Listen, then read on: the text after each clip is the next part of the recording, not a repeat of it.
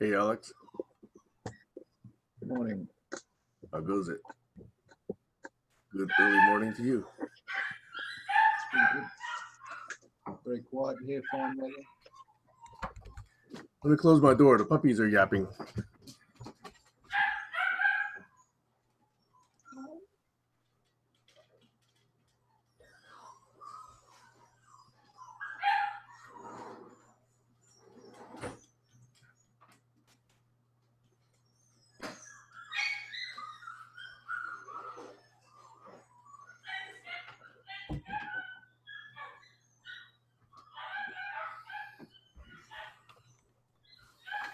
Okay.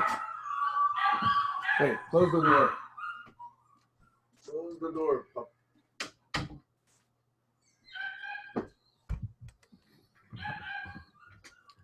Hey, Colin.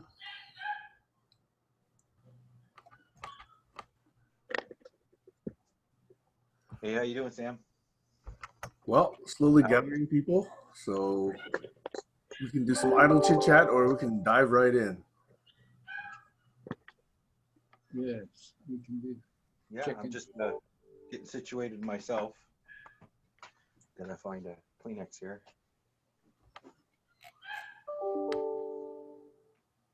Dribbly coffee. Yeah, I haven't had time to make tea or coffee yet myself. Well, go make yourself a tea or coffee. I'll tell you what. I'll just You get want some one? water. I'm gonna get some water. I'll be right back. It'll be less than a minute. Otherwise, it'll take too long. Okay.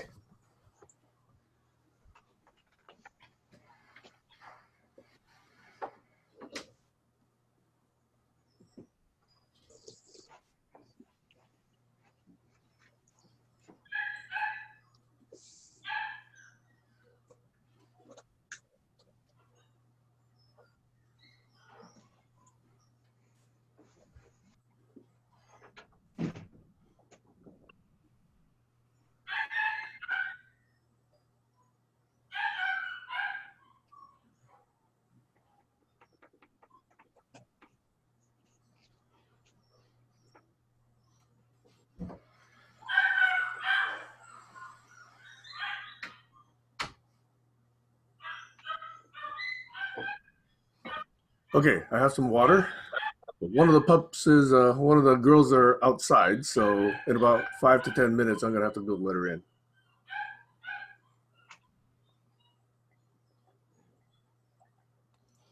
Hey, Google, set alarm to let the dog in 5 minutes. All right, computer, remind me to let the dog in about 10 minutes. 13 p.m. Okay, I'll remind you in 10 minutes. Glad.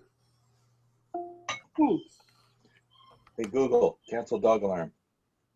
Okay, Not Google. Sorry, I don't know that. Hello. Like, it's called Bark Like a Dog. Want to try it? No.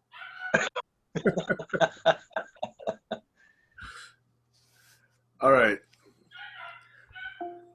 The adjective right is usually defined as Computer, important. cancel. Jeez, so invasive. Hey Google, how much is my data worth? That's interesting. I'm black. Oh, I must be backwards. How did that happen? Hold up your right hand.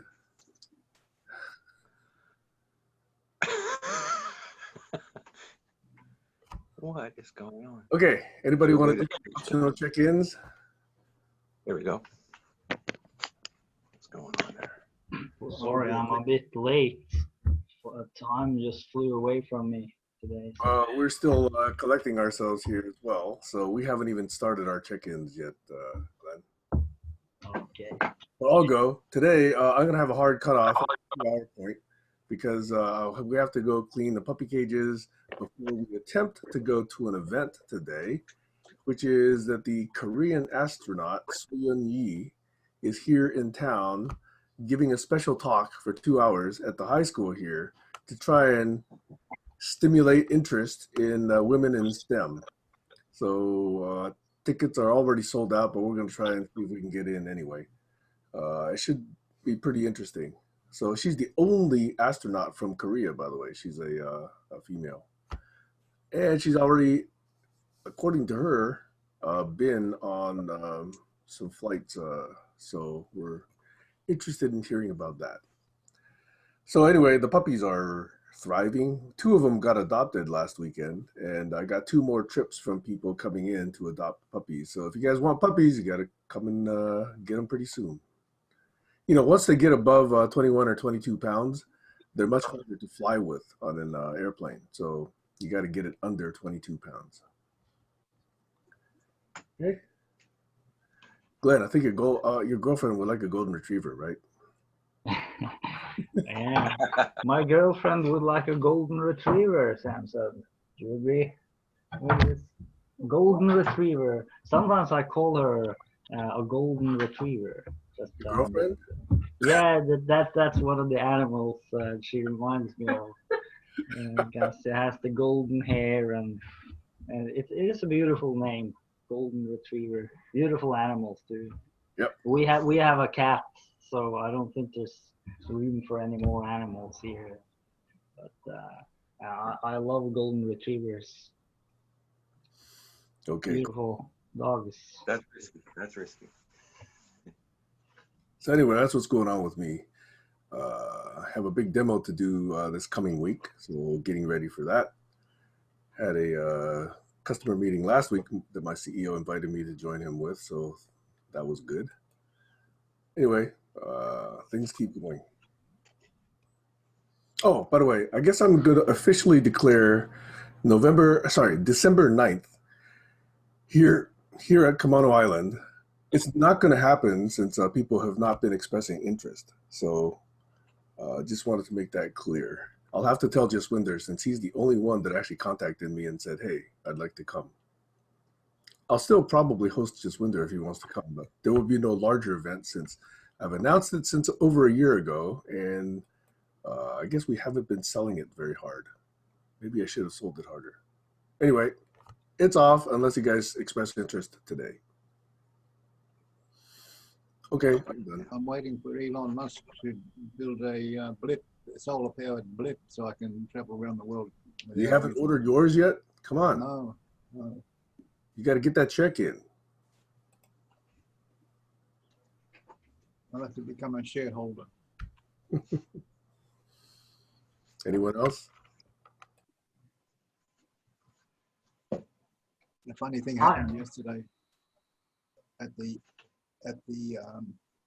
session when Doug and me were talking in the session about bioscope and some other topics, and Sam's name came up and Joshua's name came up too, and later on during the same session both of those people came in to have a look.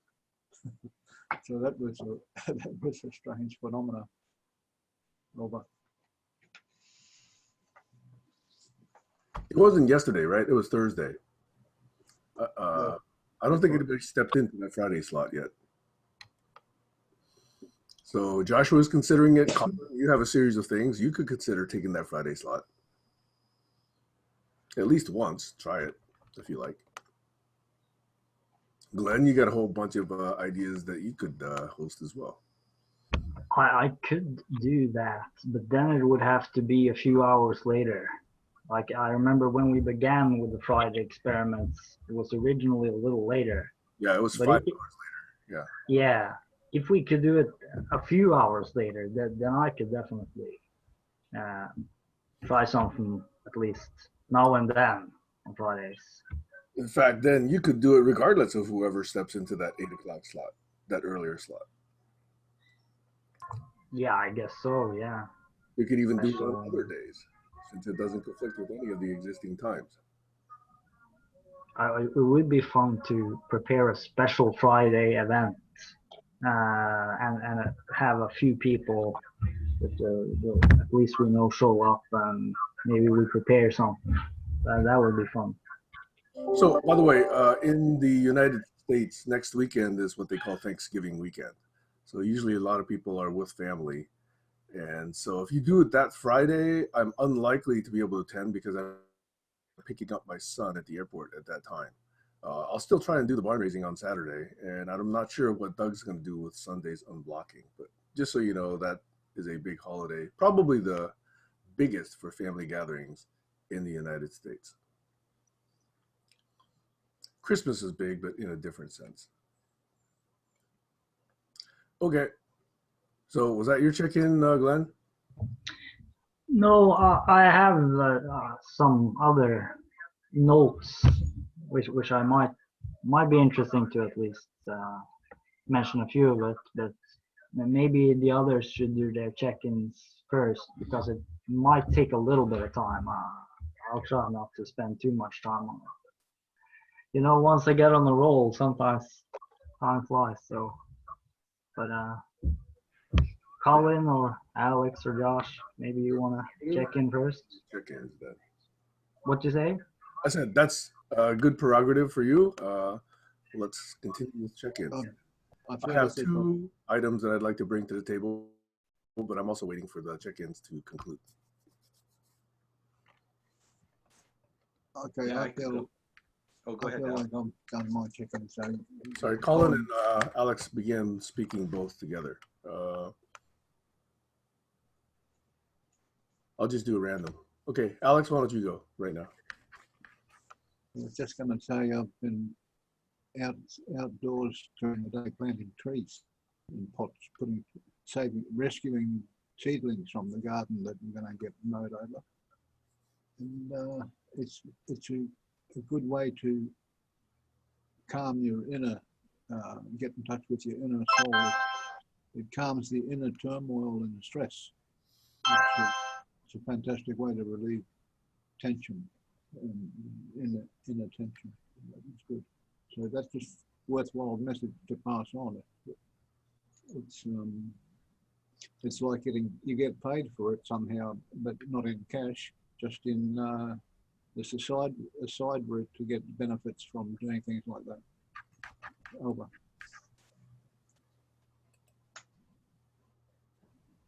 Okay, so I guess we'll take that as your check-in, Alex. Colin, you're up. Yeah, I've got good news. I believe I'm gainfully employed, so that's good news. No kidding. So yeah, so the Friday thing won't be so easy to join in on at this point. But Saturday and Sundays are still open for now, depending. So yeah, that's pretty big. A lot of relief. Congratulations. You know, no fun. Do you want to just mention for 10 seconds what you'll be doing? Yeah, well, very right off, I'll probably be getting to know their system, but it's an engineering company that does graphics and stuff for types of bathymetry, I think they call it. I'm not really a geologist. They're hiring me for my computer skills, but they hire both. Yeah, they hire both people that have gone through the geo and other people have gone through the computer science. So, you know, it's a good mix of people. So that should be a lot of fun. I'm inviting you. Oh, here's something. It'll be a cross-compiled technology. So it'll be using, software that runs on multiple systems. So that adds that extra layer of fun into the system. So yeah, I'm going to be, I guess, quite occupied with that. So fill in the mind. A new system. I've come across new systems in other jobs. Of course, you start a new job, you got to learn the system. So I kind of know what's ahead of me. It's going to be a learning curve. Yep. That's about it. Yeah. So. All right, cool. That's takes a lot of stress off. That's for sure. Nice. Yeah.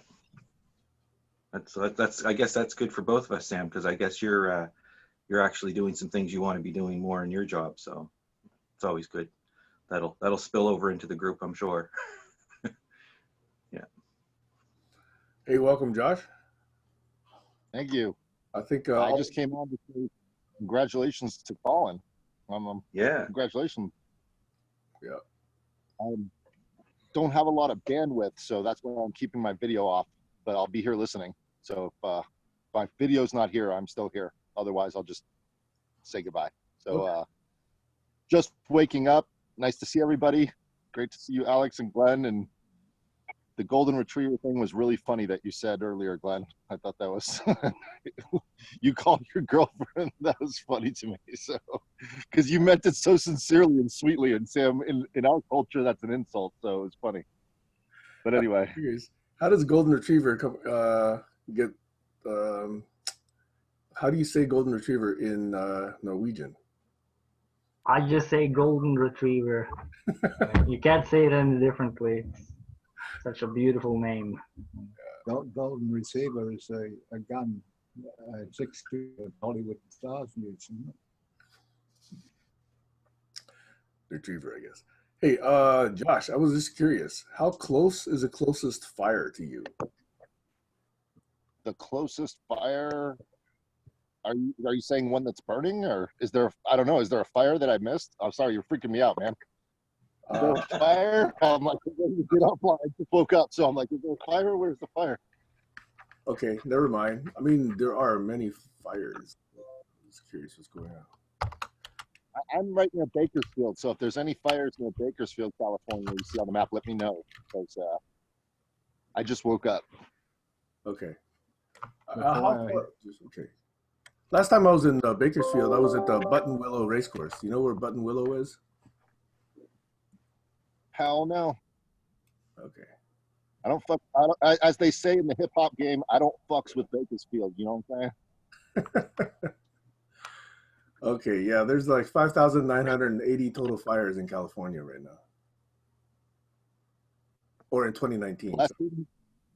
Yeah, I've done a lot of prayers, a lot of meditating the last 3 months, and I've been trying to keep the energy safe here. So as of yet, I'm just going to keep it that way. Okay. So we got rain for the first time. That's the big news up here. The temperatures drop below 30 at night, so there's all like frost and ice. And we got a little snow the other day for the first time. So we're into winter, and hopefully we get a big, huge snowstorm on Thanksgiving. So my sister and the whole family were going to come up, but they're not able to come up this year because of the snowstorm. So wish us some more rain and snow, because that keeps down the fires. It keeps down the fires up here in the Northwest. Okay. Unless anyone else has any other check-in type content. I know that Glenn said he had some ideas he'd like to throw on the table. I've got 2 ideas I'd like to throw on the table. Anyone else? Have we heard from Stacy yet? So I think she's here. That's right. She's not visible. Yeah, I'm just having some computer problem. I just got the computer worked on, but I just have to feed the dog and do some things. So I'm going to listen in. I'm doing fine. Good to be here. Yeah, feel free to check in anytime, Stacy. Okay. Good to have you here. All right. So, Glenn, would you like to start dealing cards? Sure, wow. Yeah. Well, obviously, I've been thinking about things from the last few calls and writing some notes now and then. So today I did write a few notes. So I tried to write down something regarding co-visioning, because that was one of the themes.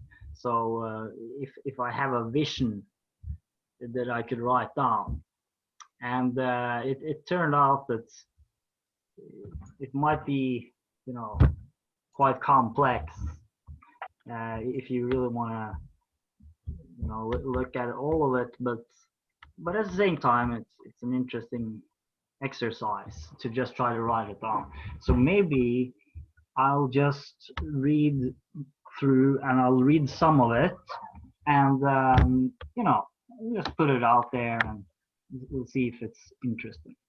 But the first things that I wrote down were a few observations that I think have to do with the present situation, and then the second part have to do with a possible future. So it begins with the present situation as it currently is, here and now, and then we can, from that, perhaps there's a vision into one of the possible futures that can be interesting. So looking at the present situation, first of all, What do I know to be true? What are some important observations?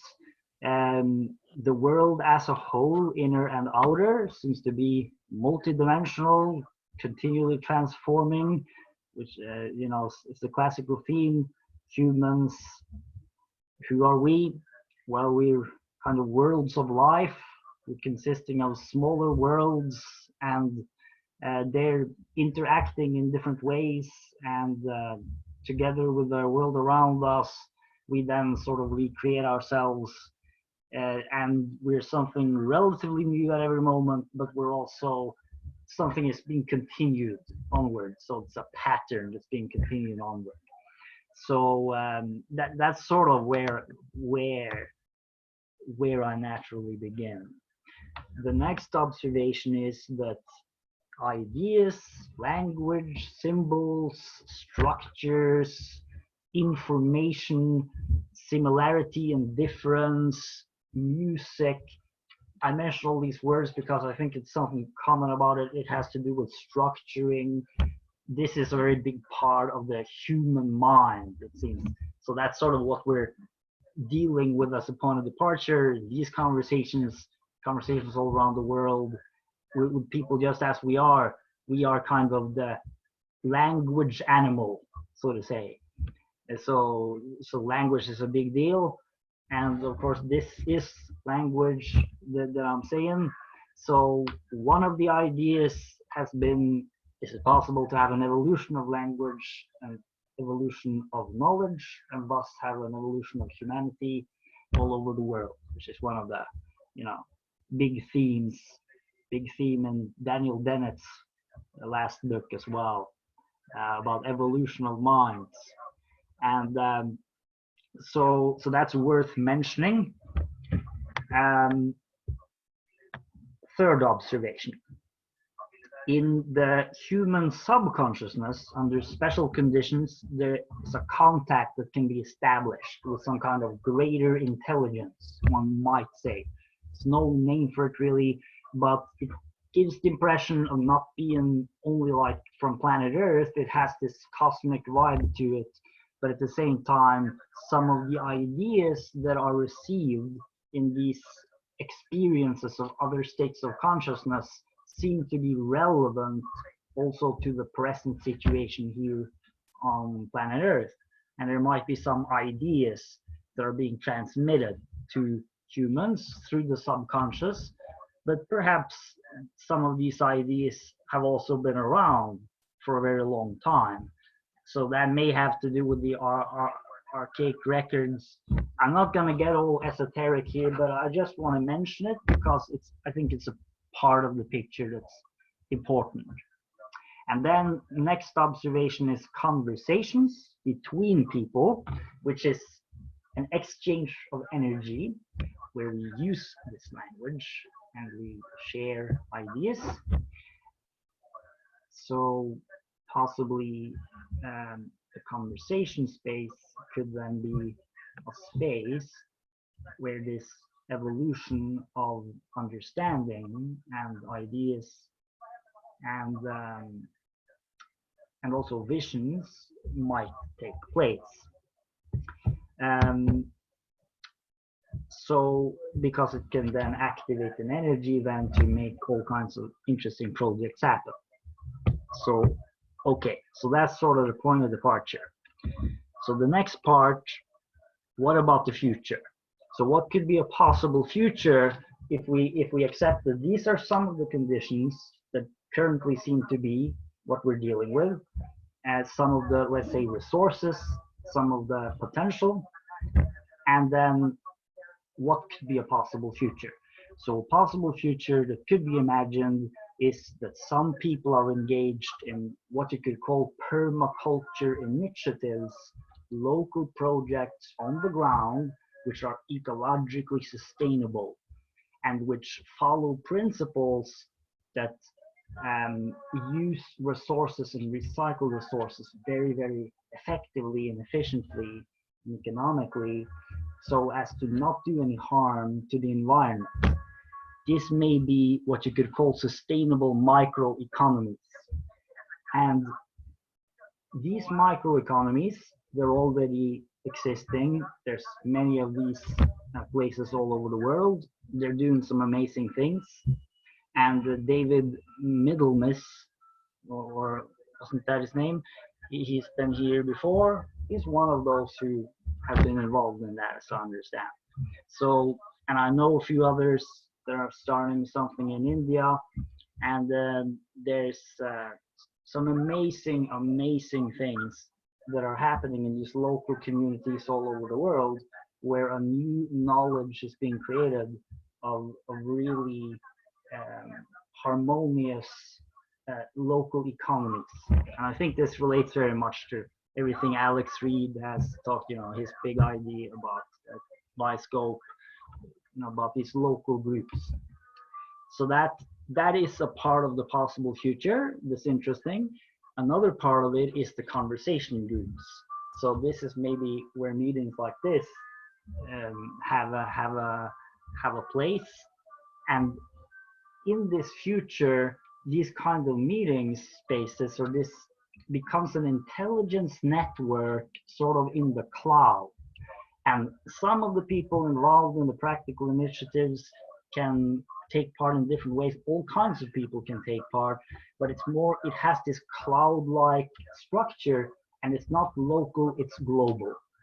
So it's virtual communities, and it's many, many, many small conversations which all together become one larger conversation.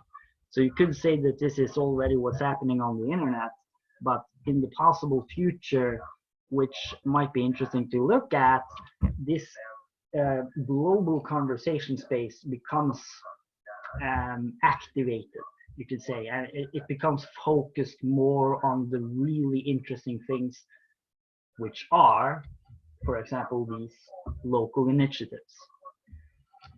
So the next stage of this possible future is then that there becomes a merging between the intelligence network in the cloud of people like us and many others who are sort of thinking out and co-creating ideas and understandings, and also conversation practices and sharing practices, listening practices, many such things. And then a connection between these and the local projects on the ground, so it can become a mutually enhancing process. So that also conversations like these become meetings in real life, which has already happened with the GCC several times. Some of you have already met. I haven't been fortunate enough to do it yet, but that's also then obviously the potential here, that the conversation space and the space of practical initiatives on the ground become gradually more and more synchronized and inform one another mutually. So it becomes a true learning network of people. It's a network of many networks. But it's all based on the principles of sustainability and the principles of respect for all people and respect for truth, for reality, just the core basic human values. And so here we come down to perhaps certain values in the system, which are the types of values which are actually shared by all people, or practically all people. Maybe some are too crazy to manifest it in any way, but I guess my claim or my observational hypothesis is that there are some values which seem to be shared by all people. And these values might then be the foundation for also these mutually interactive initiatives between the virtual and the local, the global and the local, where people begin doing all kinds of awesome things. And so I'm gonna close this off now. So in this future, or possible future, there's over time, these intelligence networks, they work continually on transforming themselves, growing, engaging in deliberate ways, also with the rest of the population. there's knowledge repositories which develop correspondingly, and seeds of beauty are being planted, you could say, all around the world and in society. And knowledge, true knowledge, begins to grow, true science, based on the real scientific principles, and not just, you know, lip service to them and then all kinds of other stuff. I think that's a part of it.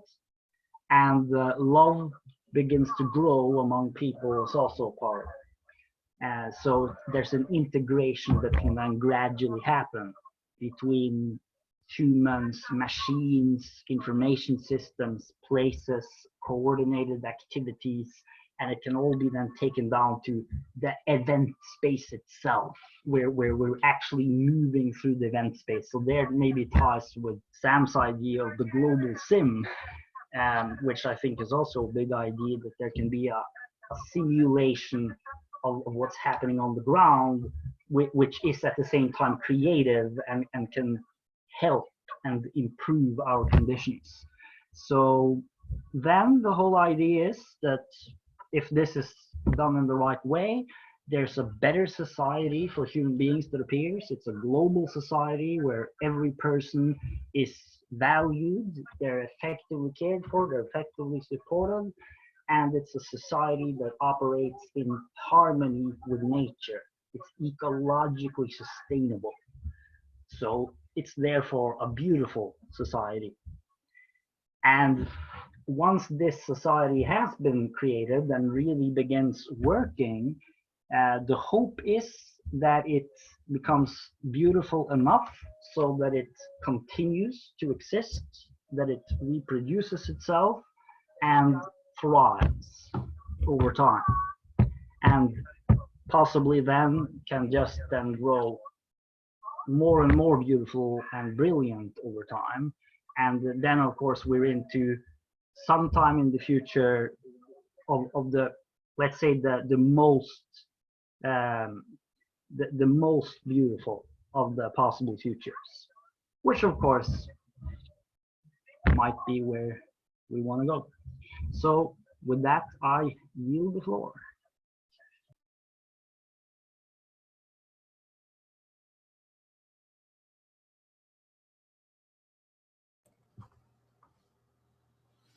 It'd be interesting for me, Glenn, if you thought about how to communicate that graphically or visually. Like, would there be a diagram that you could use to connect those main 6 or 7 ideas, or however many you think there are, and use a diagram to visually tell a story?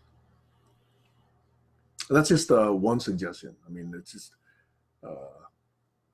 allowing people to have something to look at that represents what you're talking about. Yeah, definitely. Colin's probably been mapping as you speak, but you know, I'm just curious how you would lay it out. Yeah, I've been thinking about that too. I just didn't have time to create a visual thing for today, but you're right. I mean, that should be a part of it. And that's an interesting question. How could we map that out visually? So I would love to hear if anyone has ideas, of course. Okay, so let me also put a couple of items on the table, and then we can actually let the conversation go how it chooses to go. Last week I came with a couple of seed ideas. One was to click further into the story that I was telling 2 or 3 weeks ago using the diagram that I had played with coming out of the poll. Second idea was that various posts are beginning more and more to cite or reference smart people problems. So I thought it'd be curious to go through my compilation and see if it's sufficient, or whether you thought they were worthy of revision or adding to the list. So that was idea number 2. Idea number 3 is to lean into this notion of grokking, where we either start with, hey, we're conversing, or we're talking about things, and we're responding, blah, blah, blah, versus are we really understanding how we're co-creating values and visions at a deep level rather than just, responding superficially. So those are the three ideas that I think could all lead to interesting conversations, as well as the visions that you've been talking about, Glenn. So anyway, I wanted to put those three on the table and see if anyone else has other items to put on the table. Stacy, are you done with your dogs? Curious. Yeah, I am. I was just comfortable where I was, but I can move into the other room. No need, but an invitation to join. I'm not putting anything else on the table because the things that are on the table now require my fullest attention for the moment. Anyway, over.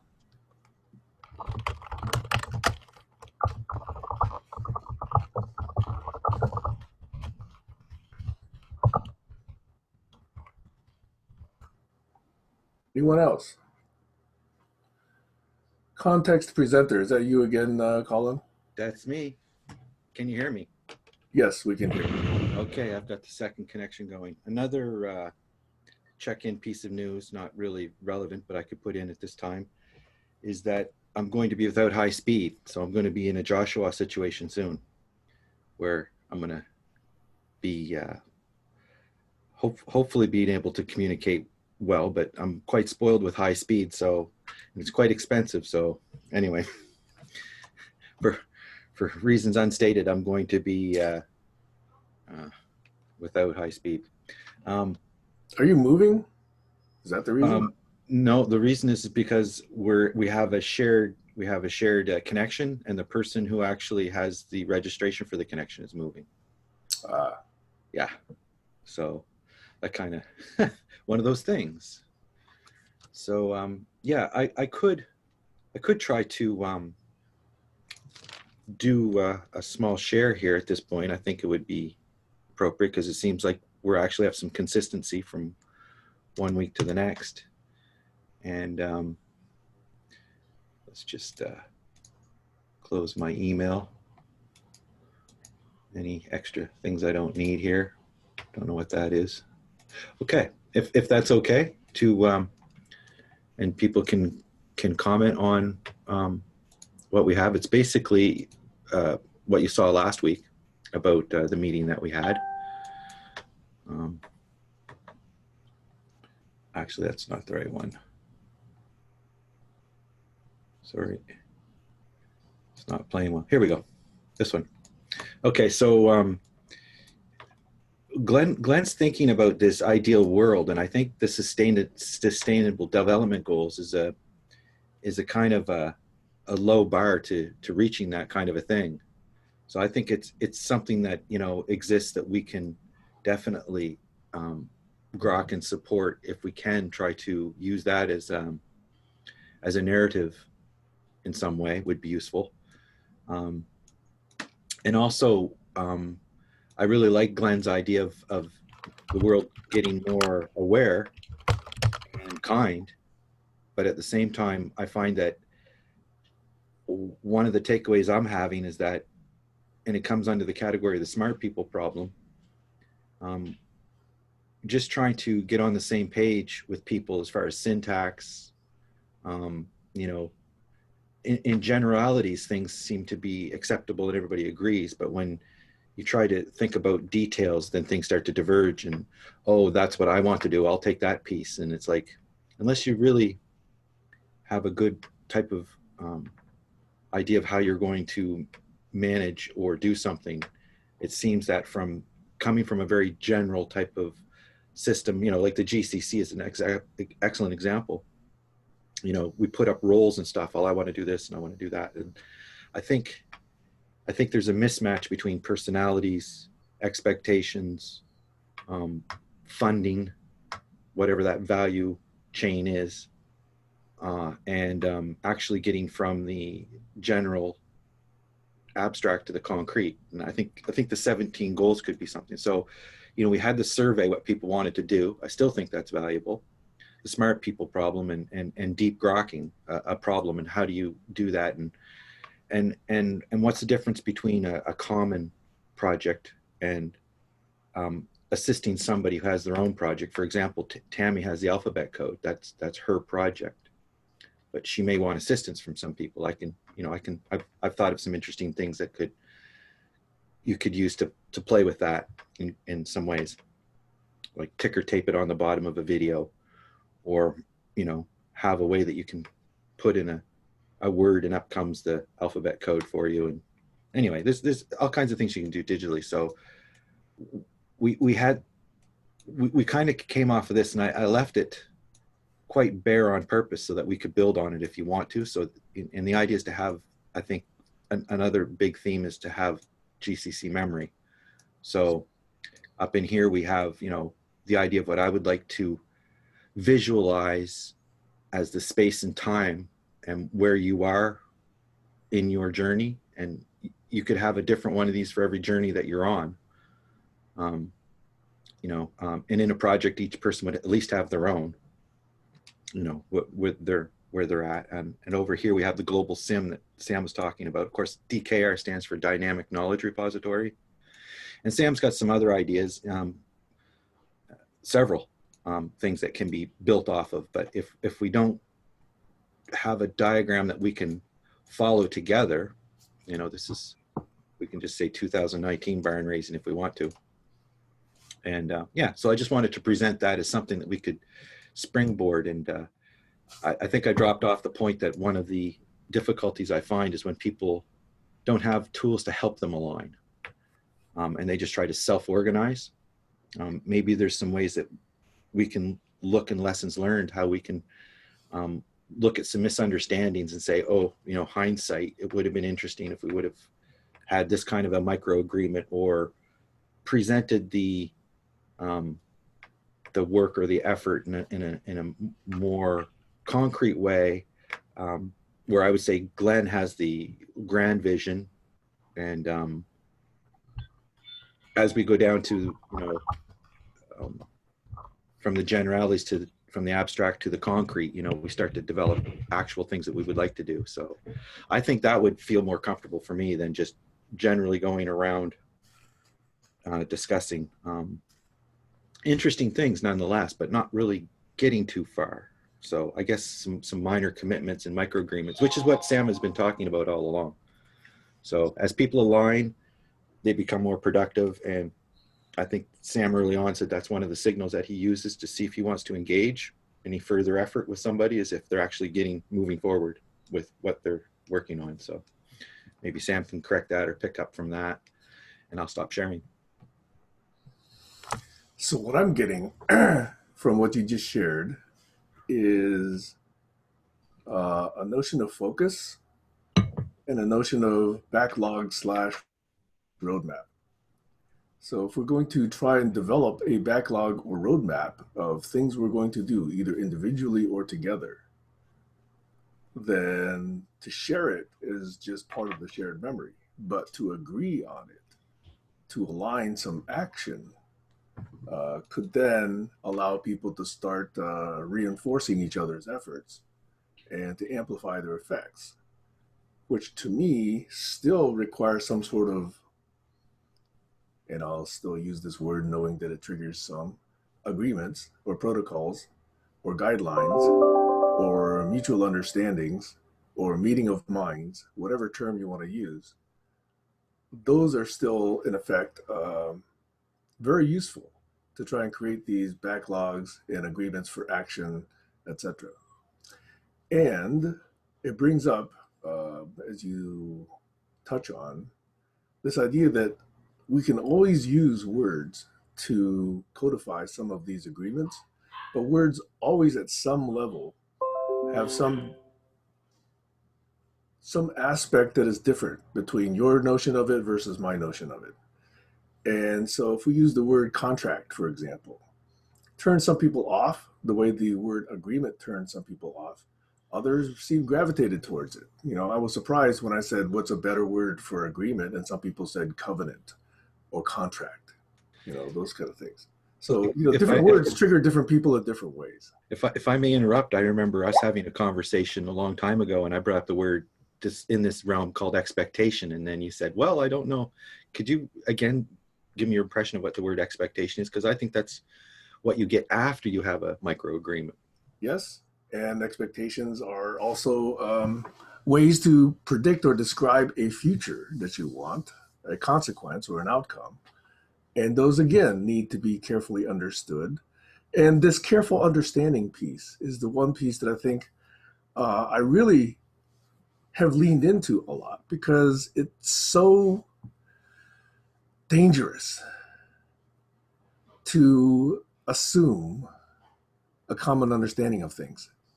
And so I've coined this term Dictopedia to say, how do you bring your language and how do I bring my language, and how do we explore those differences, and how do we make that explicit and transparent? Not just for you and me, but for the people that encounter you and me, or people who might want to join you and me, the larger you, the larger me, okay? So I really think that this notion of clarification in a, shall I say, responsible, judicious way. In other words, not to lean into every subtle nuance and argue about every subtle nuance, because at times that's very irrelevant. We made that point last week. But to understand when a misunderstanding could lead to a difference of expectation, and could lead then to disappointment when that expectation doesn't get met. So this aspect of, how much mutual understanding is sufficient is a real test of communication skills, maturation, patience, tolerance, generosity, compassion. I think that's a real important aspect that avoids this argument for argument's sake, and also avoids this lovey-dovey, oh yes, I understand because we're all evolved people, so therefore I'm clearly aligned with you and we're all working towards the same future. Some people have said that to me after, just a few hours of conversation. Imagine how different we are after hundreds of hours of conversation, and how difficult it would be to actually make that assumption, so early.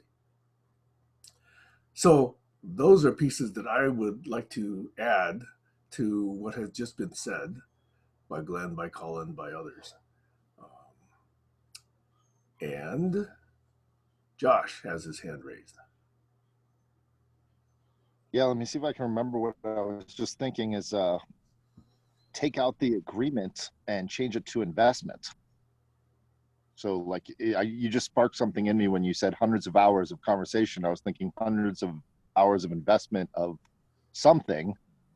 So something that you're invested in is the same as an agreement, or is it not? I want to bring that up because when you agree to something, like you can say, hey, will you do this? And I say, yes, I will. But if I have no investment in doing it, in other words, I have no reason to do it or not do it, I might not.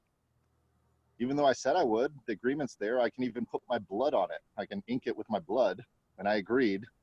I wrote my contract, wrote my signature, agreed. But if I'm not invested, I think investing is important. I just want to bring that up as, what is it that you're getting out of it? And what is it that you're bringing to the whole? So start thinking about investment in replacement of the word agreement. What is anyone else's thoughts? I also like options. Options is another good word. Investments, options, Investment, agreements, expectations. and what you're talking about, quid pro quo. I think investment is what you get after you kind of have some kind of an agreement, at least an agreement with yourself. I know having too high of expectations of others can be a problem if they haven't agreed. When I think the lowest level is the laws of, the rules of the road. They say, civility. If you have too high of expectations of people, I think that can, without having agreements, a lot of road rage comes. Is there a way to find out what people really want? That question comes to me. Because if we could find out that, maybe that can show us the way through this. So for me, this notion, and this is going to sound like I'm pushing back. I'm not really, Josh, but let me just say this and then add to it, okay? Is this notion of investment is first what you're putting into something and then setting up an expectation of what you're going to get out of it, okay? And so it's definitely a very commonly well understood notion. But if I think about it, the word that comes to me is it's transactional. Now, I know this word transactional is triggering for a lot of people as well. And in fact, this notion of transactionality was what was triggering to people about the word agreement, you know, that there were penalties, consequences, etc. But I do agree with your notion, Josh, that you brought, which is that there's definitely that first part, the initial investment of time and energy and attention and creativity that goes into these conversations, okay? The other aspect, which I think you were alluding to in this investment idea, is what do you get out of it? For me, the thing that comes to mind here for me is the COI aspect. In other words, if I just encounter a random person, if you're just a black blob on a screen to me and we make an agreement, I know nothing about you. I know nothing about, you know, what your interests are, you know, what makes sense to you, what you love, you know, your notion of personal integrity. I know none of those things. So that's why, in a sense, I like knowing that people want to do their own notion of good. I like knowing that they hold themselves accountable to themselves and to others. I like knowing that they want to make this transparent and shared. So this answers Glenn's idea of how do you know what people want, you know, is if I'm doing a good job communicating what I'm working towards, my co-visioning with others, then I share that stuff, you get a sense of what it is I really want. And if I also communicate to you that I am trying to hold myself accountable, so if I actually make this agreement with you, Josh, there's some energy and attention and focus and investment I'm going to put into delivering on that agreement. Okay, separate from punitive consequences, separate from judgment, separate from laws, all that sort of stuff. It's just that I, as an individual with agency and responsibility and vision and impact, will deliver to you according to the best abilities I can. You know, nature and the cosmos and the galaxy still notwithstanding, okay, yes, catastrophes can happen. You know, something could strike me down, you know, somebody could break my leg. That might put a dent on, you know, how I could actually deliver that coffee for you this afternoon. But I'm just saying that notion of personal integrity, that notion underlying this COI idea is how I answer your question, Josh, if you got that far. Over. Yeah. Yeah, Alex and Josh both have your hands up. What's that? Alex and Josh both have hands up. Oh, go ahead, Alex. I can't see him on the screen, so go ahead. Impactful, influential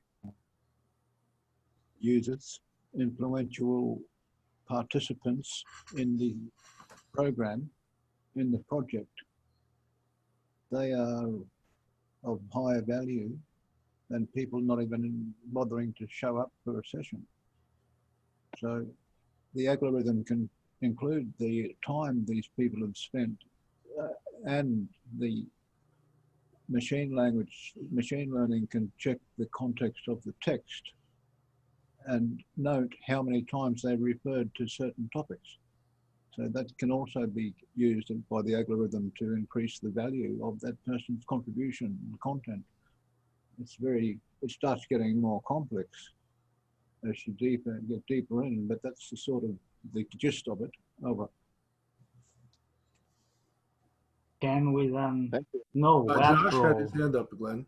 But I'm just afraid we're falling into the trap that Jaswinder warned about. I'm just saying, I just hope we could get some flow because we're into some interesting themes here. Go for it, Josh. What well, that you're afraid of? It's this that we just have all these long monologues where we're just throwing out all kinds of stuff without following through on anything. So I just hope we could address what Alex said, because he mentions that the there's an ability to read texts from conversations and thus automatically figure out what people actually want.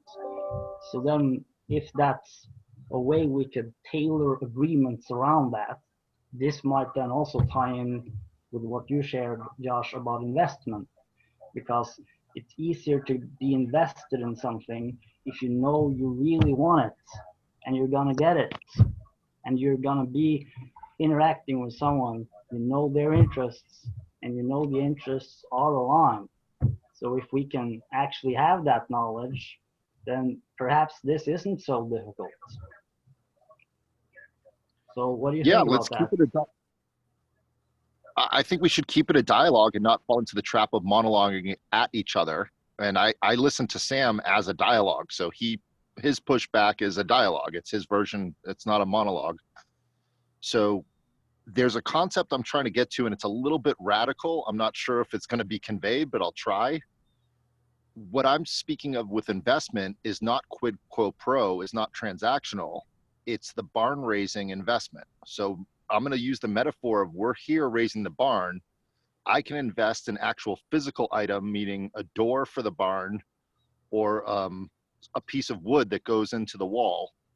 And I can also invest my time, but I'm not asking for anything back other than the knowledge and the agreement and the contract that I was part of the community and helped build it. I do not own that door anymore. Once I've given it to the barn, it's the community's door. So I'm giving away my ownership, but not asking for a transaction of that gives me more say when we have meetings because I invested more wood. But I'm giving, it's what we give to the whole, the investment. And to go back to Alex's idea, I think that's brilliant. We do have Otter AI and probably other software that can take the conversations and show the words that were spoken more, which are words that we can rally around for agreements. If someone keeps saying, I want to build a newsletter, and you look at the word cloud and newsletter is the biggest thing on there, then it seems like, you can compare that week by week. And if newsletter is always the biggest word, that helps us to rally around agreements for a newsletter.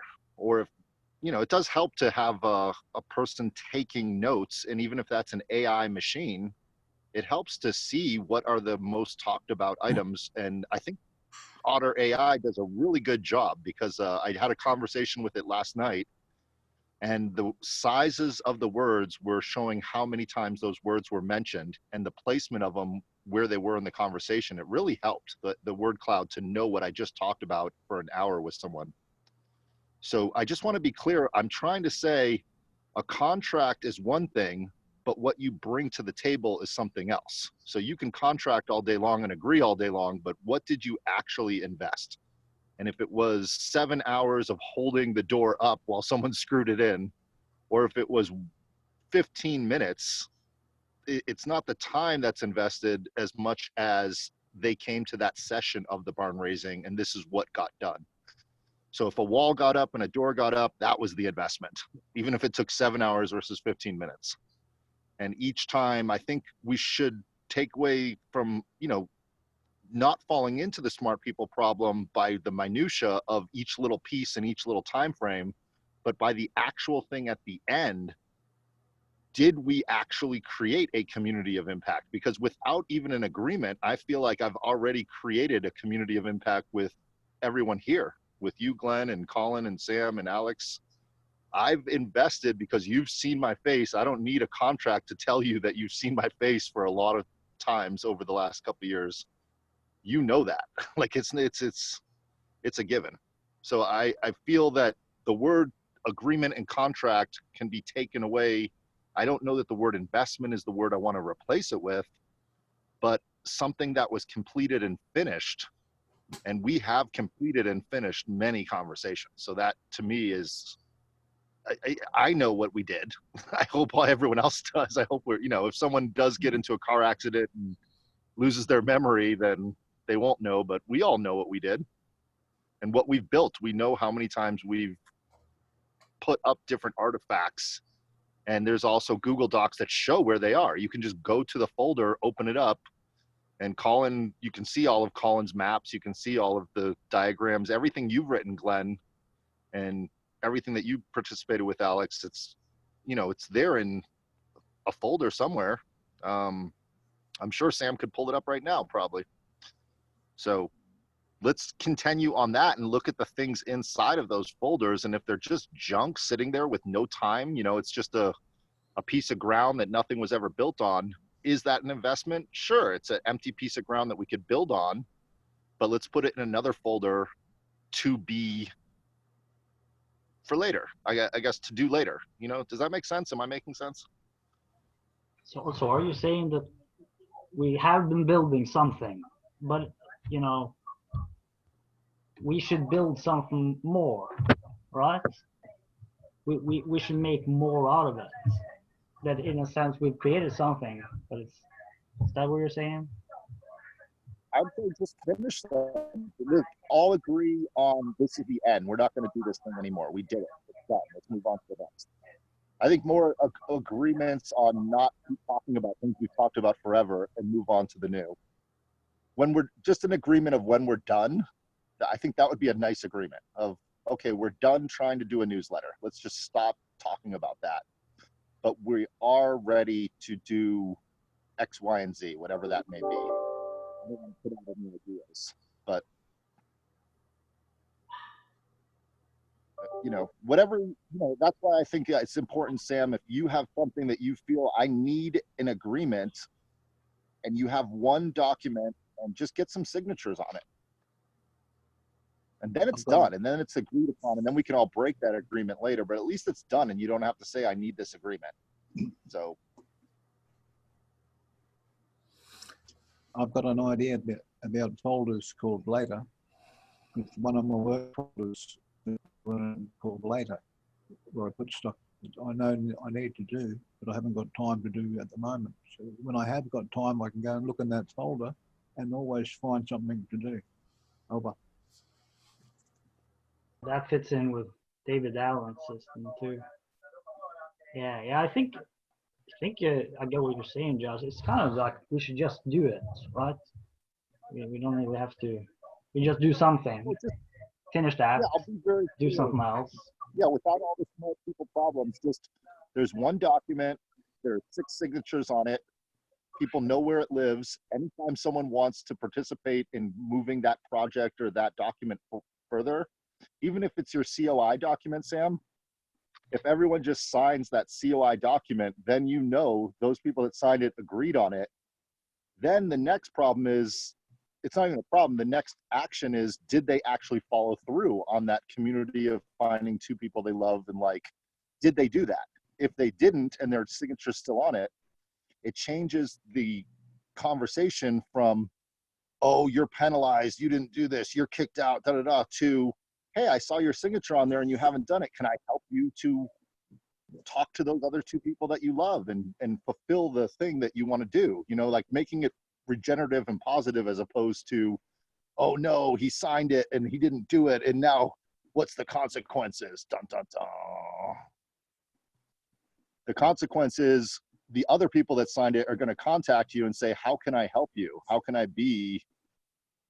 we build this barn together? You know, like it's just changing the paradigm to, that's the investment, is the person that actually contacts the person that has their signature on there and helps them to fulfill the agreement. That's an investment. And do they get anything out of it? No. Do they get a friend? Fuck yeah, they do. Because that friend the other 3 people that signed it are working great. They don't have to talk about agreements because they've already agreed. Does that make sense, Sam? It does. It makes perfect sense. That's where I'd really like to see these conversations happen. That's the notion that says, yes, if you really want to embrace the COI ideas, I'm not going to come and punish you if you actually don't do. I'm actually going to be curious, what was the difficulty? You know, how can we unblock some of those practices, right? And that's why I show up to unblocking. All of those things help. So the other notion about just do it is, you'll probably find, if you go back to the how-to documents, back in December of 2017 was my first attempt at how-tos. So I've been trying to do this with or without larger participation, you know. So I have draft of how-tos ready for review. I have draft of how decisions get made, in GCC. I have draft of how we actually record things. Tammy's had her version of that. So these things do exist. Whether or not they're common knowledge or acknowledged is a different question. But, I've done those things. I've moved on. I reference them from time to time. Even the COI draft, is valid as of a couple of years ago. And I do note, and I make the document available for comment, and I still respond to every one of those comments that are made on that document.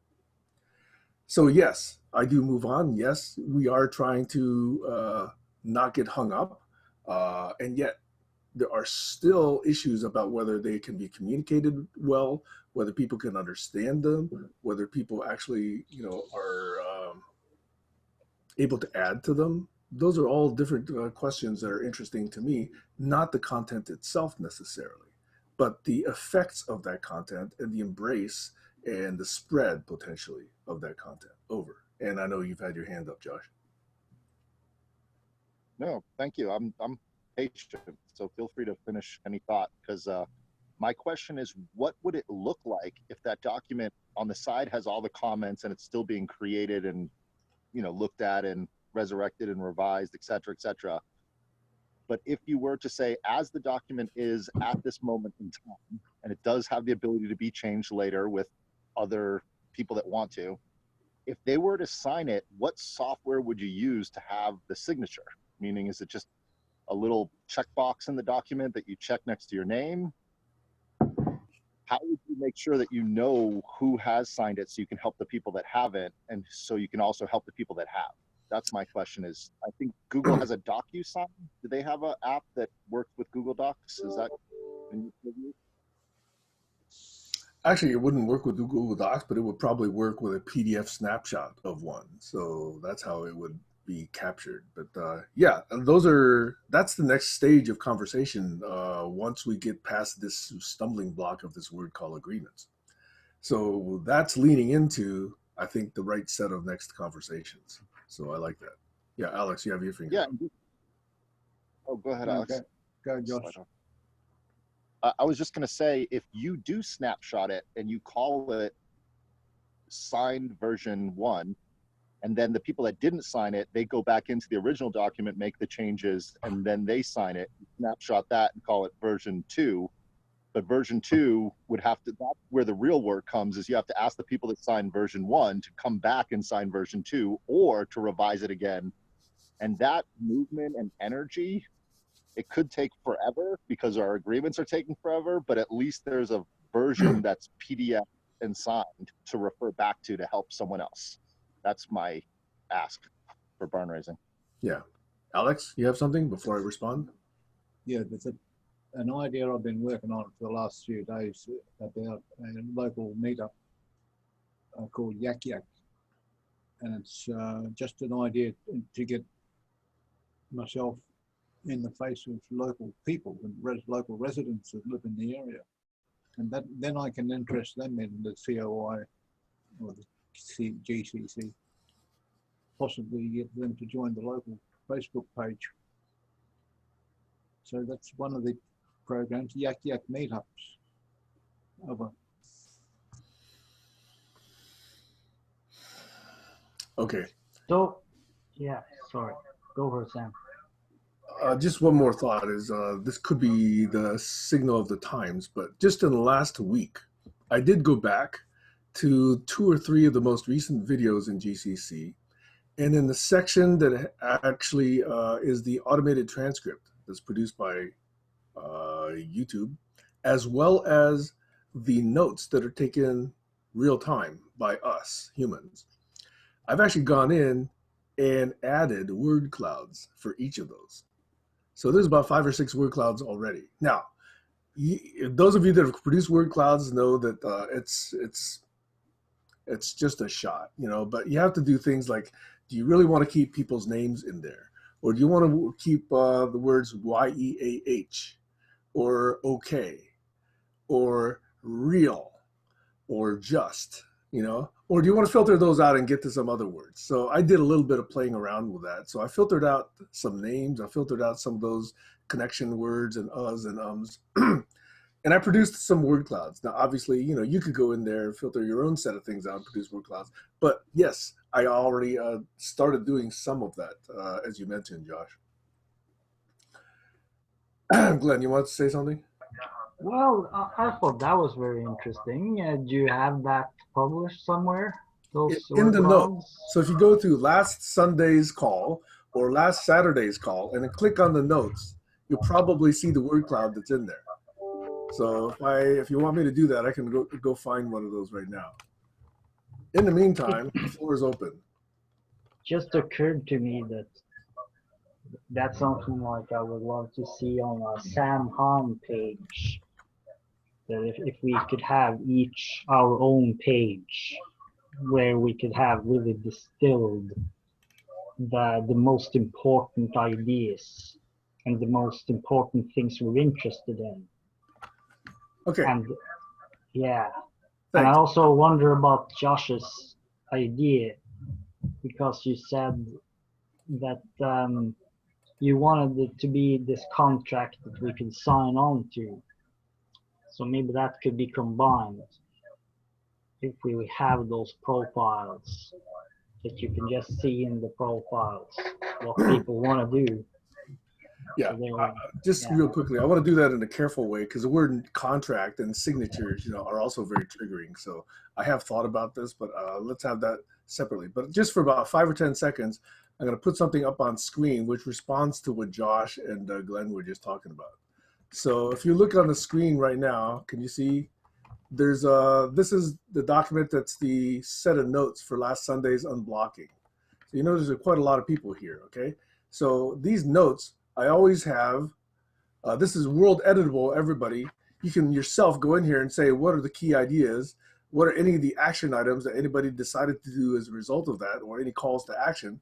But you notice, I used to just go into the in-session notes, but now you'll notice I did a little word cloud here, and there's the word just, like, et cetera, really, so it's a question whether or not those are really useful. But if you look more carefully, you look at things like, let's see, the smallest ones. Present, check, scared, hack, Anna's name comes up, first, looks, got, there's another, word that you might want to filter out, sort, etc. So that's the set of notes that people took in real time. Here's the set of notes that sort of was created out of the automatic transcript. By the way, these transcripts they're usually about 50 pages long with about half a line of text, okay? So you'll notice that anywhere from 40 to about 100 pages or 80 pages of transcribed text gets created out of some of these sessions. But it's a different set of words, right? Because it's a different body of content. So again, something, no, like, see, people, comfort, good, chicken, etc. So you can see this. So just showing you that it's there, since I decided to do something more with the actual text rather than just having it just in text form. So that was awesome. We should really have many of those word clouds. That's and right. Have them in for example, on the files and everywhere. Yeah. Great. In fact, if you want to produce your word cloud and Josh wants to do his and I don't want to do mine, it'd be interesting to see what different word clouds we come out of these things with. Okay, Alex, you have your hand up. Yeah, just gonna say, due to the narcissism, whose name would get the most mentions on those sessions? That would be interesting to know. Since That'd be interesting whether or not you use Otter to do this or whether you use YouTube, because YouTube doesn't know who's speaking, but Otter does. Stacy, you've been very quiet. That's just an observation. No action mandatory, but. I'm just drinking it in, but I'm glad you just said that because I was thinking it would be interesting, because I know that Otter can tell who's talking, and I was thinking it would be interesting to see the word clouds for each person. That would be interesting. would that be something we could agree on to do as a project? Because I think I would love that. It's probably easy to do too. What do you think, Josh? Could that be done just by Otter? It's funny, you I know, don't know. I've only seen one word cloud for Otter, but you would have to parse it out and then do it again. So no, it could not be done for Otter as I know it right now, but unless they created a new feature that I don't know about. Yeah, Otter at minimum requires that you identify who the speakers are. Sometimes it's unclear, so you have to say who is speaker one, who is speaker two. Is it Stacy? Is it Josh? You know, and then it knows from there on out. But I think that Zoom can separate, because I remember Tammy, I mean, you know, I don't know anything about technology, but I remember Tammy telling me that she has files for each person that it records that way. So maybe it would move from Zoom to the next step. the list it gives you would depend on the way you configure it. You can get a list of names of people who were most prominent, or a list of keywords. You specify what you want.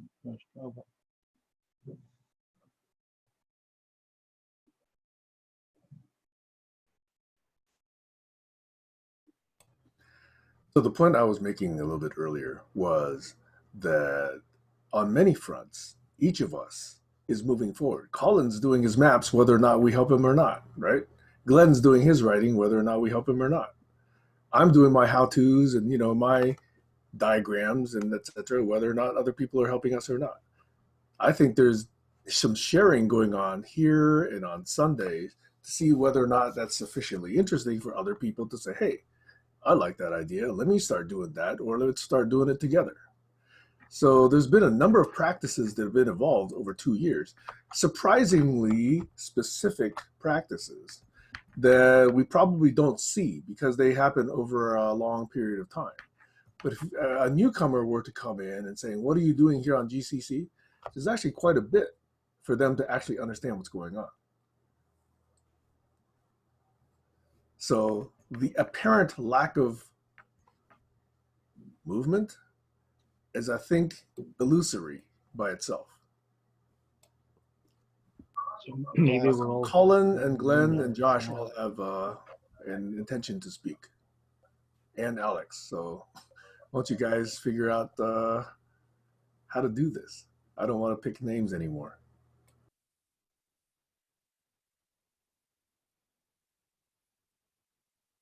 I'm going to go off camera just to blow my nose.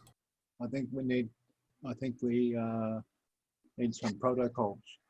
If we had a few protocols, newcomers coming in could see them before they got on the session, but they'd know what to expect in a sense.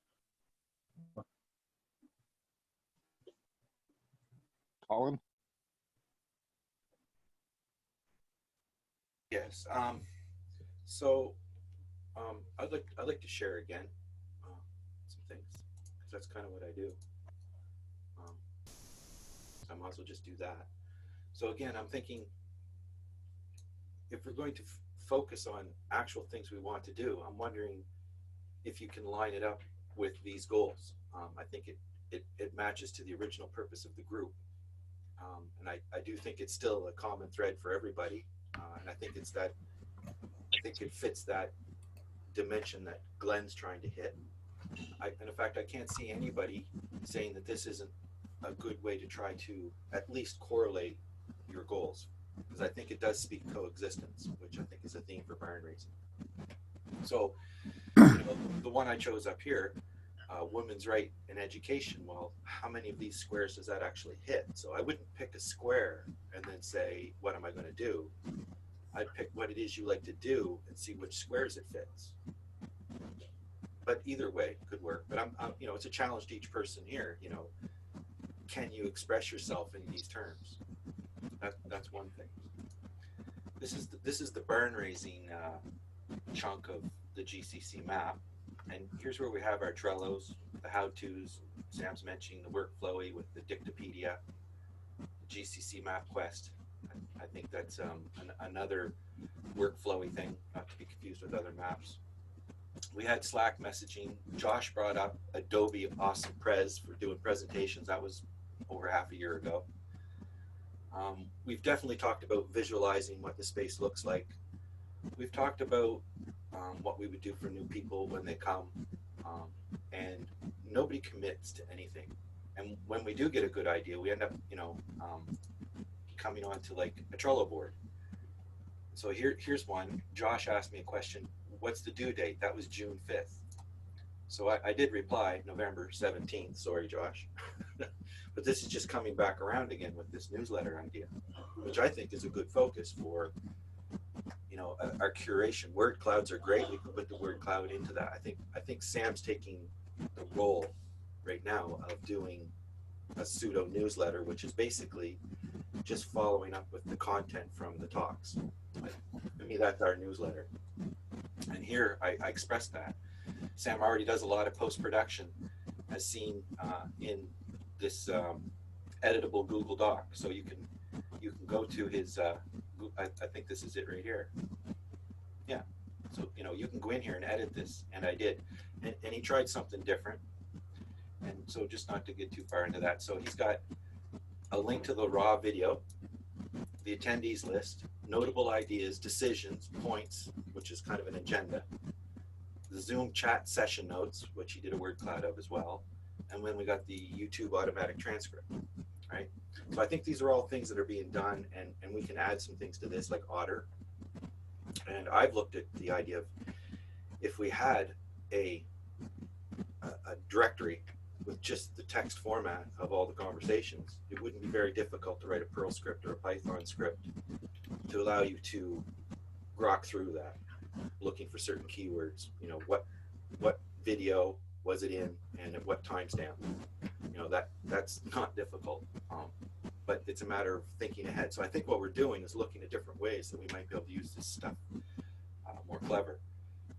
Yeah, there's Otter right there for better transcript. So, this is all written here, ready for people. We could have had this conversation all week long. And I pinged Sam, I'm working on some extractions from the Saturday barn raising. That was I think it is this one, where if we go there, you can see there was a lot of people there. There's a link right here to the YouTube. You can go to that. I think we can go to that. And there's Neil Davidson, Alexandra, this new guy, I can't remember what his name was, but these people stuck around. And there's Phelan. So there's some quite a few new people actually to that meeting. And yeah, so that's that part of it. And Sam took you through a lot of that already. It's very annoying, this menu. So I can close out some of these things. I got duplicates.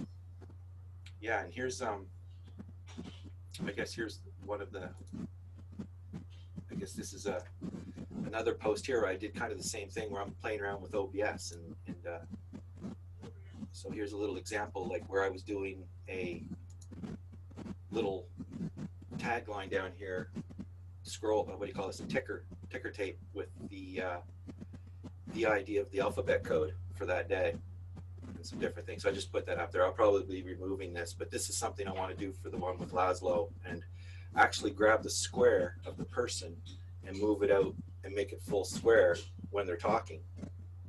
But this is all playing with OBS and stuff like that. It's a little difficult with Zoom, probably not the best way to do it, but after the fact you can do it. But in all the stuff that I'm looking at, I'm hoping to be able, I don't think there's anything else here. Yeah, so we have Trello, but we're not using it. So it's just an indication that our micro agreements don't have a lot of weight just by watching what's going on here.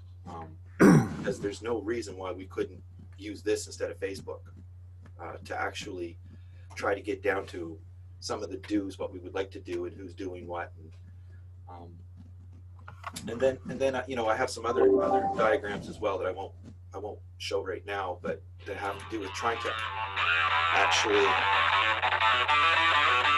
get down to some different diagrams to try to get down to the syntax of getting past the, I think, I've met you, like Sam was saying, I've talked with you for a couple of hours.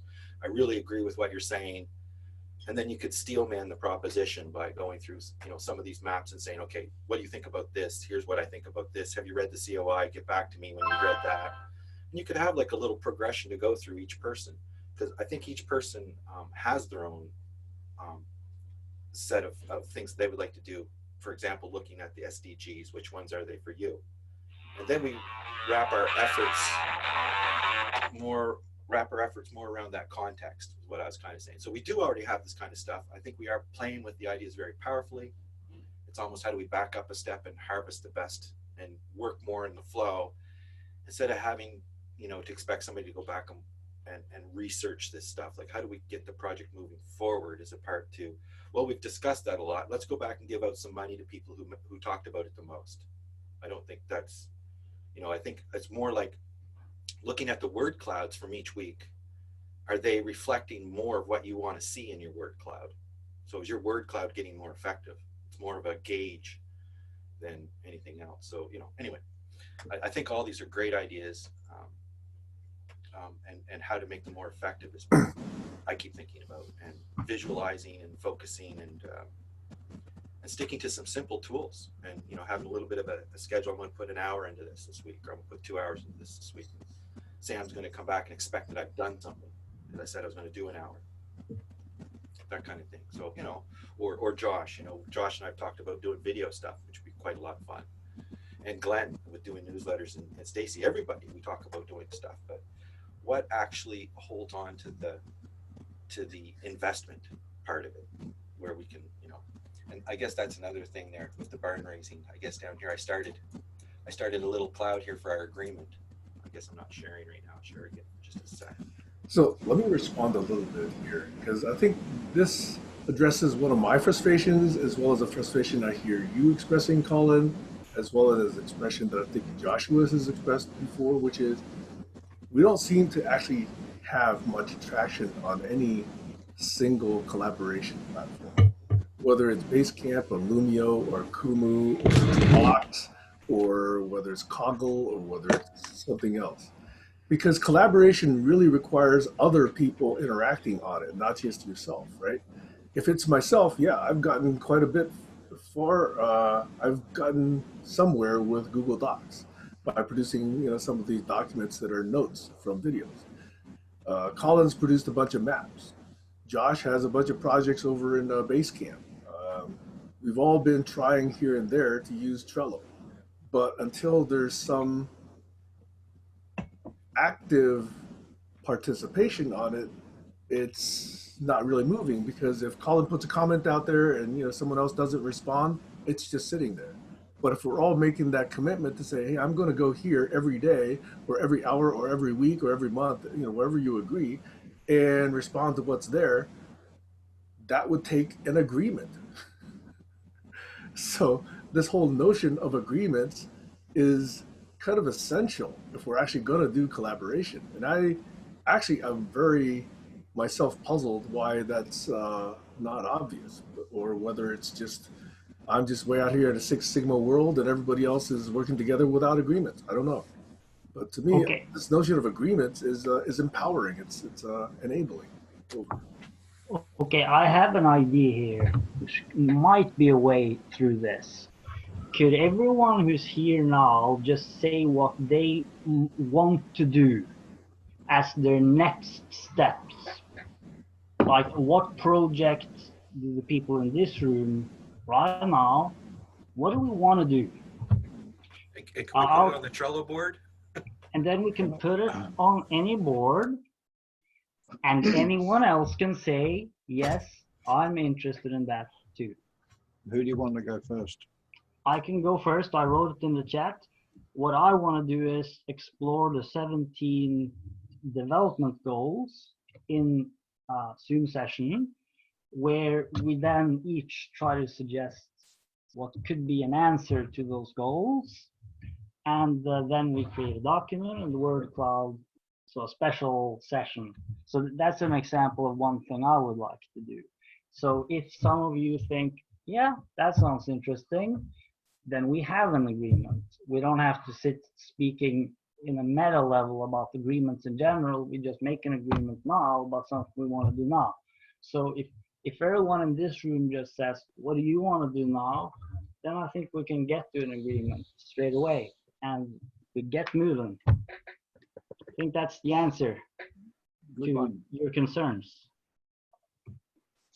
There's a newsletter Trello card, or what do you call it? A Trello card, yeah, a new ticket, and that's open for contributions. Now I'd like to put that invitation up on the GCC Facebook's webpage, an open invitation for people to submit contributions for the newsletter. And then once we've got a few takers making agreements, we can assemble them and choose the highlights for the feature item. Over.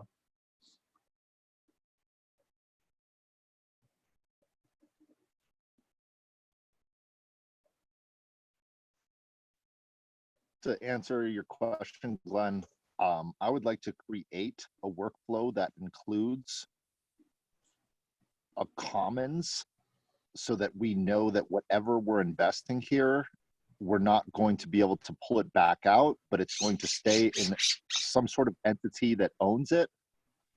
And the individual that published it gets the credit for publishing it or for doing the work, but the actual work itself is owned by a commons, so that we don't feel like we're giving to get, or it's transactional, but we're giving so that it's owned by the commons, and some sort of structural agreement that says what was given is going to live on past when we're all dead, so that the future generations can work from our work, so that we feel that we actually did an investment. So in other words, if it was into that commons, then anybody, because it's open source and anyone can go into that commons, can see all of these things, even if they're not finished.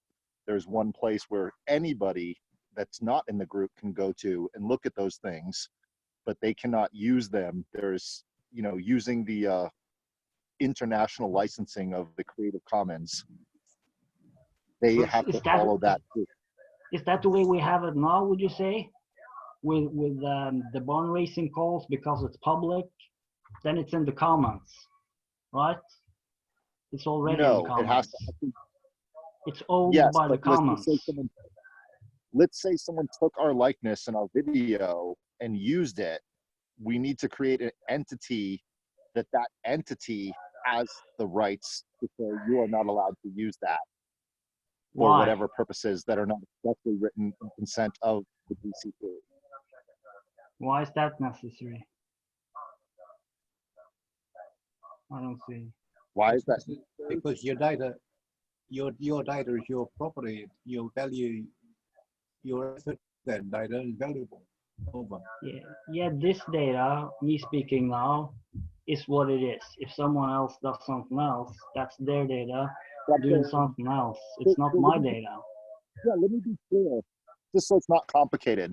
We've all made an agreement that this is recorded, and we've all made an agreement that whoever is recording it, today it's Sam, it could be Tammy, it could be anyone else, but we haven't made an agreement that that is not owned by Sam, it's not owned by Tammy, it's owned by an entity that is separate from ourselves. So we can all give to that entity.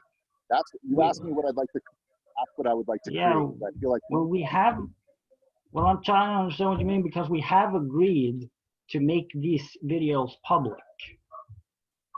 So what's the difference between that and what you want? That's what's unclear to me. May I jump in for a sec there, Josh? Please, Colin. I've got a similar but a different approach to that. So I think what Josh is saying is correct. We've come after some time to agree to make not only the videos available but publicly listed. I don't know if they are yet. So they are. And Josh is saying, well, it would be nice to take those particular things that we have all agreed to are, you know, part of the GCC steering wheel, right? Like this is the group thing. Anybody can be the host, you know, come in, you know, there is an entity called the GCC, and it does exist where it's all of us. Okay. Though I don't think that's everything. And that's the distinction I'd like to make. So yes, Josh, I think having a holding station where those videos get uploaded to a GCC YouTube account, if that's a legal thing, or does it have to be a person, I don't know. So let me jump to the other side. The things that we produce that are semi. I like the analogy of the gardens and the playground. So we're doing the videos in a playground out in the open town square, basically wherever it's out in public. But we also have our garden in our backyard where we build stuff. And you know, Sam has put the COI out there as something that he wants to have open and out there published, and wants to attract interest in that. So that's great. But he's produced that while he was working on it. He may not actually have wanted the rough drafts out public. So that's kind of halfway between the garden and the playground, but in a manner where he's intending to take it from his garden and put it into the playground. So he's doing it, and whoever wants to help him do that private to personal thing, or private to public thing. And there's, for example, the maps that I make. I find them very much in a development mode and not really well defined what they are, what their purpose is, other than a journey and exploration. So, you know, I'd like to talk about which pieces of the map are useful to be reproduced, because essentially nobody was using them. The information's getting quite stale. And the more I add to them, the more confusing it is to traverse them. So I've learned some other things that would make them a lot more valuable, but it would take time to produce it. So I'm trying to work in the flow forward that way as I go forward. But I've taken away all the share rights to the maps.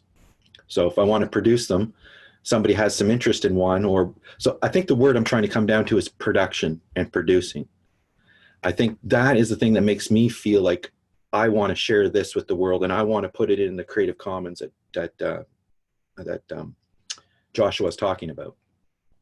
But until I give it my sign off that I think this is ready, or it's going the right way, or there's enough feedback, it's going to live on its own without me having to just be my own interpretation. I don't want just my interpretation out there, right? Now, maybe people could talk me out of that, give me good reasons why that would be valuable for prosperity or whatever.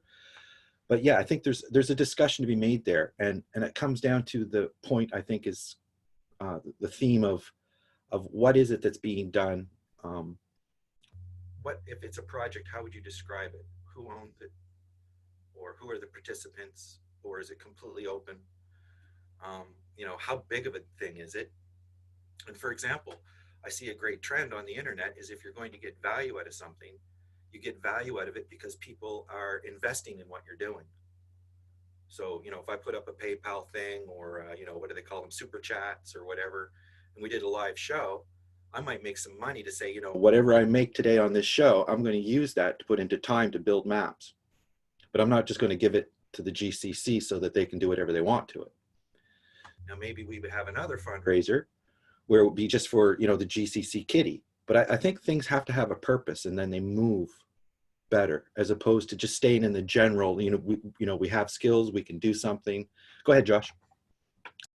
I was just going to add on to what you're saying is there's an agreement to have something that we're giving to the open commons, and then that allows us to have an agreement with people who aren't here. So someone that comes here that wasn't here before knows what to do with that information, these conversations. I know it's legal stuff and it's boring and no one wants to talk about it and this is not fun, but when we all went to Facebook and created our first Facebook account, we signed an agreement with Facebook that says everything we're publishing on their platform, we have the rights to that, but they also have the rights of distribution. So if ABC News or a big news conglomerate in America wants to take that information, Facebook has the right to give it to them to distribute it, and we can't say they can't use our likeness or our pictures or our content or whatever. So we made an agreement with Facebook. We clicked a button that said, I agree, and then they gave us access to their platform. So I'm just hoping that the GCC can make an agreement that says, like the one we all have agreed, we will be recording this, but we haven't gone further than that. So if we can do that, that will help. And I would ask Colin, if you have the bandwidth and the time, if you can pop up your screen and go to Creative Commons. And I believe it's Lawrence Lessig would be the keyword to put in there, but it will pop up the actual Creative Commons licensing. And if we start using that, then we know who individually owned it and what their attribution right is. And the word attribution means. But Joshua, this is where I lose you, because don't we know that already? I know that you said what you said just now because it's recorded on video. So what I don't understand is, what is it that you think, what's that next step we need to do which hasn't already been done? Because everything you described has already been done. Let me, yeah. Yes, let me stop talking and show you. If you could pull that back up, Colin, and just go to the homepage of Creative Commons, it's right there. I was just suggesting, for example, Glenn, if Sam is no longer available to share his stuff, we might not be able to see it. And also, it's not really produced in a way. It's just sort of what I call raw data, right? It's very hard to. Yeah. And I'm thinking projects should lead the way, not raw data. Raw data, you can harvest that to help the projects and guide things. And the word clouds should get more in line with the projects. But anyway, sharing for Josh. I appreciate it, Colin. Thank you so much. And just to add on to what Colin is saying, I own the domain name for my mom's website, but I just shared it so that she has 100% full access. If I get hit by a bus, she doesn't have to prove that she owns the domain name, because now she owns it because I shared the ownership with her. So if I get hit by a bus, she can tell Google, I own the domain name. They can look and see, yes, Josh gave the licensing of the domain name to her, so she owns it as well. So we both co-own it. So I'm just trying to say, everything that we do here, if we all co-own it, then we're giving. It's a giving economy that we're creating in a community and a tribe of, we're giving it to an entity called GCC, and that's the ownership. Can you click on the top where just the very top, tip top, the actual logo, Creative Commons, just to get to the home page? And then if you scroll down, it will say exactly what it is, because we always say, let's give it to the commons, but this is actually what the commons is. So why should we use that instead of just having the public? That's my question. It defines the ownership of each piece of content when you register it with this entity called Creative Commons. So we should join it because we need to define the ownership of the contributions. Is it because it can make us money, or why is that important? It's publishing, right? Okay, so say you made a document, ready, Glenn? And I took that document and I used it in my book, and I didn't give any rights to you of that document, and I used all your words, and I said they were mine. How do you prove that they were yours? Because I have the original document, which was live published, and that happened first, and I have that data. What you say? Where did you publish it? Where did you publish the original document? It was published openly. So with this, it's the video. It's the GCC video. It's published publicly. Get your hands on that. I'm sorry, this is just going to go into a loop. It's really simple. No, look, it is very simple. If this video here is stored, and we know for sure that this is the original record, then I have an original record. So I guess, yeah, this is what I'm getting to. If there's a raw record that has integrity, we know that this is the raw record, then we can always show back to that. And if others try to fake it and claim that they did it first, they can be proven wrong by simply referring back to the raw record. Yeah. That's exactly my point. The raw record needs to be published. And so these conversations are published, right? So what's missing? They are not. Aren't they? Sam? The YouTube videos and the Google Docs are publicly accessible. Yeah. They're publicly Glenn. accessible, but they're not published. It doesn't matter. They publishing- are published in that sense. I In think that there's sense. there's more that we could discuss on that, but I think we're getting closer to the mark. But yeah, Creative Commons is a curation / licensing, which is an extra step. Where they're stored, who has joint access to an account. For example, Sam has access to his account. He can actually make other people on his YouTube channel a co-author, I believe, that can go in and have certain rights. It's already done. Yeah, so basically it's kind of done already.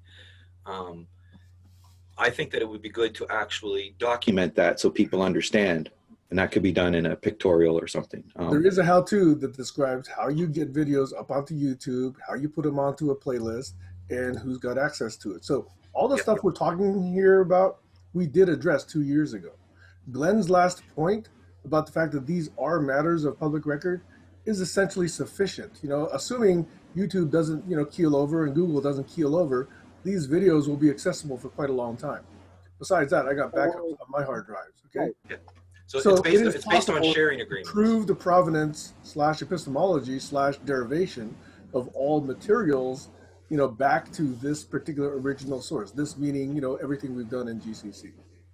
Yeah, and I think that's a good example of some of agreements, because it's a shared data through shared agreements to share certain accounts. So it's an example of micro agreements. How robust it is, I'm not sure. What value Creative Commons would give us, I think it's more in the publishing, producing side of things, which is where I'm slanting towards.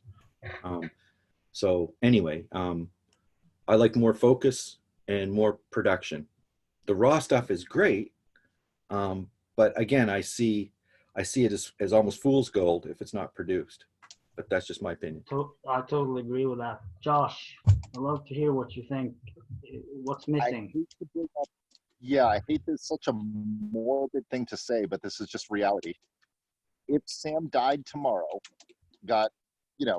let's just, instead of died, he got taken up to heaven. He went through a portal of another dimension and got taken into another place, and we couldn't find his body, and Google said he's no longer existing, so they shut it down. Now his kids have ownership of the records on that hard drive, and they just sell it to some company. They sell his computer and his stuff. His estate gets taken away.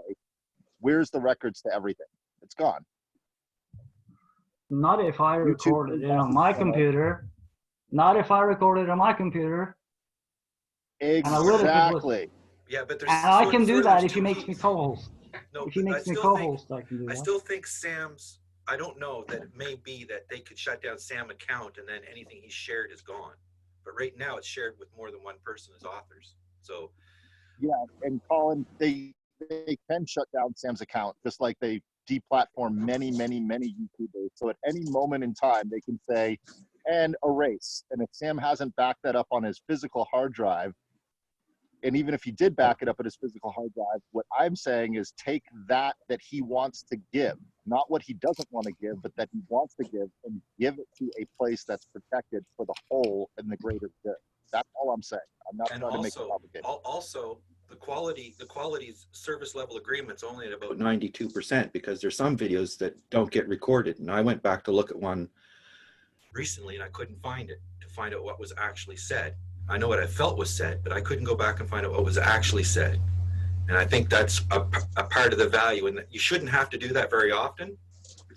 But when you do have to do it, it's nice to have it, and it's not available. So do we have 2 people recording? Is there a backup? Do we have safety procedures? I don't know. You know what I'm saying?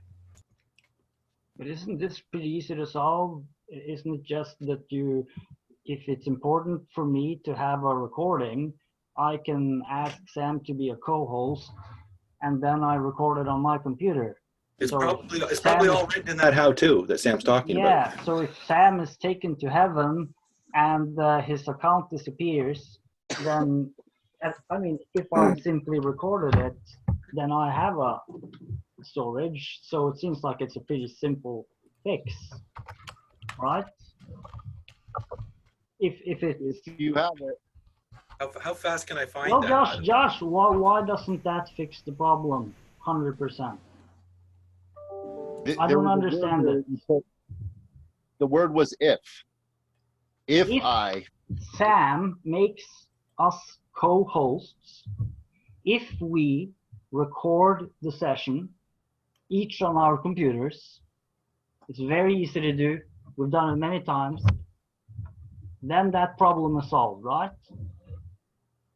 no, now it's with you. So if you go to heaven, then what? Then you have a recording, Stacy has a recording, Alex has a recording, and Colin has a recording. And if we all If go to it's heaven, if it's distributed, correct. So that's all I'm saying is it would make, you asked me earlier, what do I want to do here? And I said, I want to distribute the information into a collective commons that we all own together so that we can give to the community, so that if we all get on a bus and take a trip somewhere together and we all go up to heaven, then that can be given to someone else. I just want to have that in place so we don't have to think about it. That's all I've ever This really is a wanted. conversation that I've been hoping to have for about 2.5 years. Okay. Yay! And it is fraught with ugly issues that typically trigger a lot of people. Okay. And so people have come by and said, hey, Holo is a good solution to this.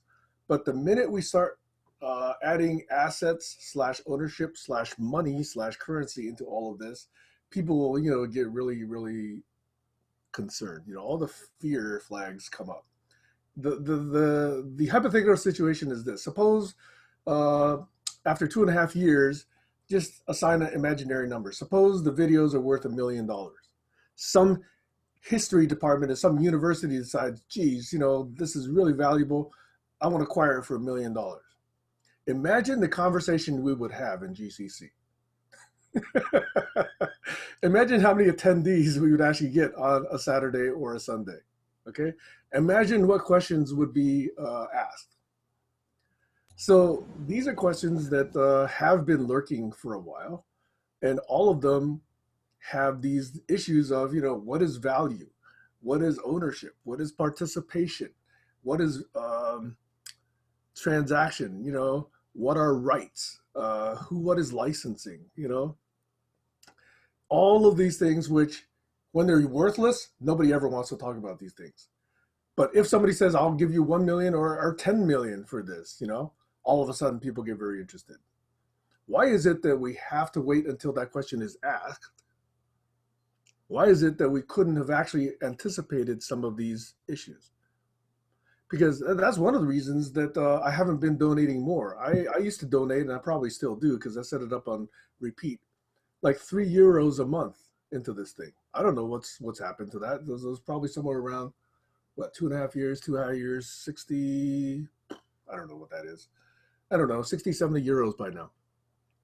Not life-changing, but, still, if everybody did that, pretty soon that gets to be a reasonable amount. So the question has been anticipated for 2 years. The issues of ownership have to do with what is being granted, who's actually getting who's the recipient, of all of these things that are being gifted.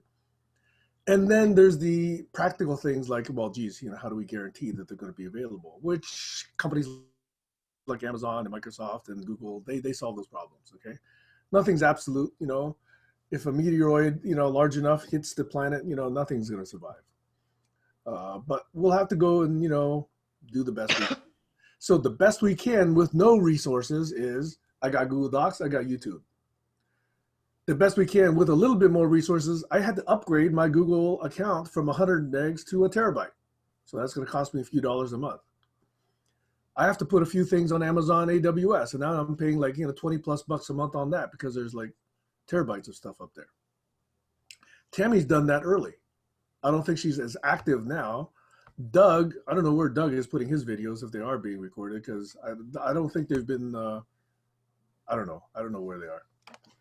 So the whole question of how do we handle these assets has been lurking. It's been asked, and we just need to just move forward. So I move forward. I just put it in Google, I put it in YouTube, I make it available, and now 2.5 years later, people are asking these questions, which were being asked 2 years ago. And now I would have to say, have we actually slowed ourselves down by not anticipating those questions? Or is this exactly the right thing that should have happened? You know, that we should have just deferred it until it was clear to someone that there was some value here. I'm not clear where to fall on this, okay? Because to me, I anticipated a lot of value out of this. That's why I asked those questions early. Maybe to some of you, it's not evident that we produced any value until now. So anyway, I'm just kind of doing a little mini rant here because I get a little bit triggered by some of these questions which could have been addressed 2.5 years ago and are now just kind of coming to the forefront. Over. Yeah, Josh, you got your hand up. Yeah, I just noticed that it's almost the top of the hour, and I have a hard stop too because I promised to work with someone after 10 o'clock. But I wanted to say I'm really happy that you're bringing this up.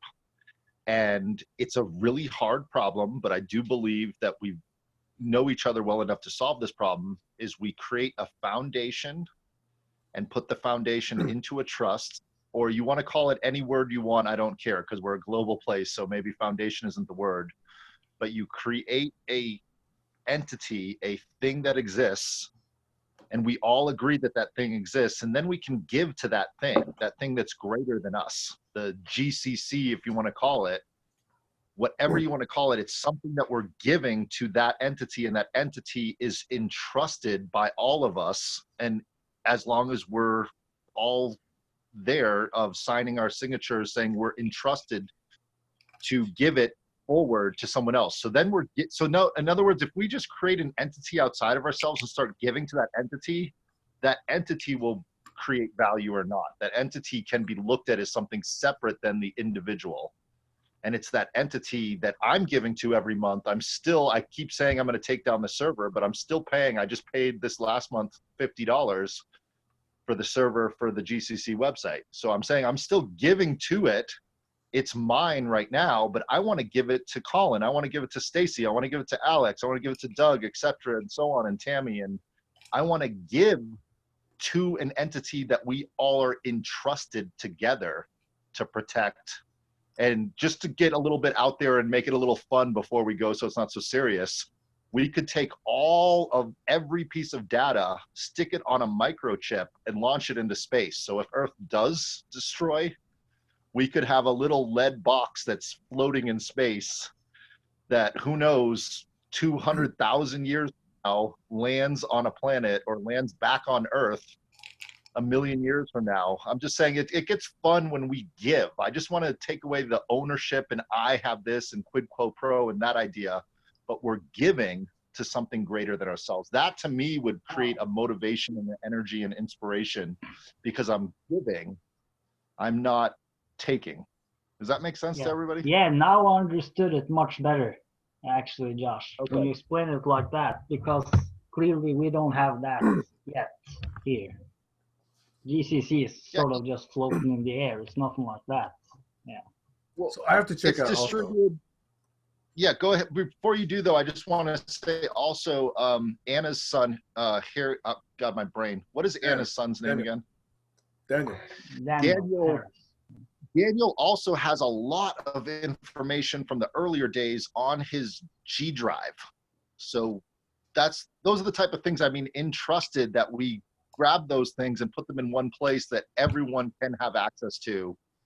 And then we can start distributing it, where we just copy that data and physically give it to Stacy, so she has it on her physical computer, give it to Colin, give it to Glenn, give it to Alex, distribute that every so often, maybe annually or every 6 months. We just grab it, make sure everyone has a physical copy, and we put a copy, you know, I'm hoping in the next 2 years I can afford $800 to launch something up into space.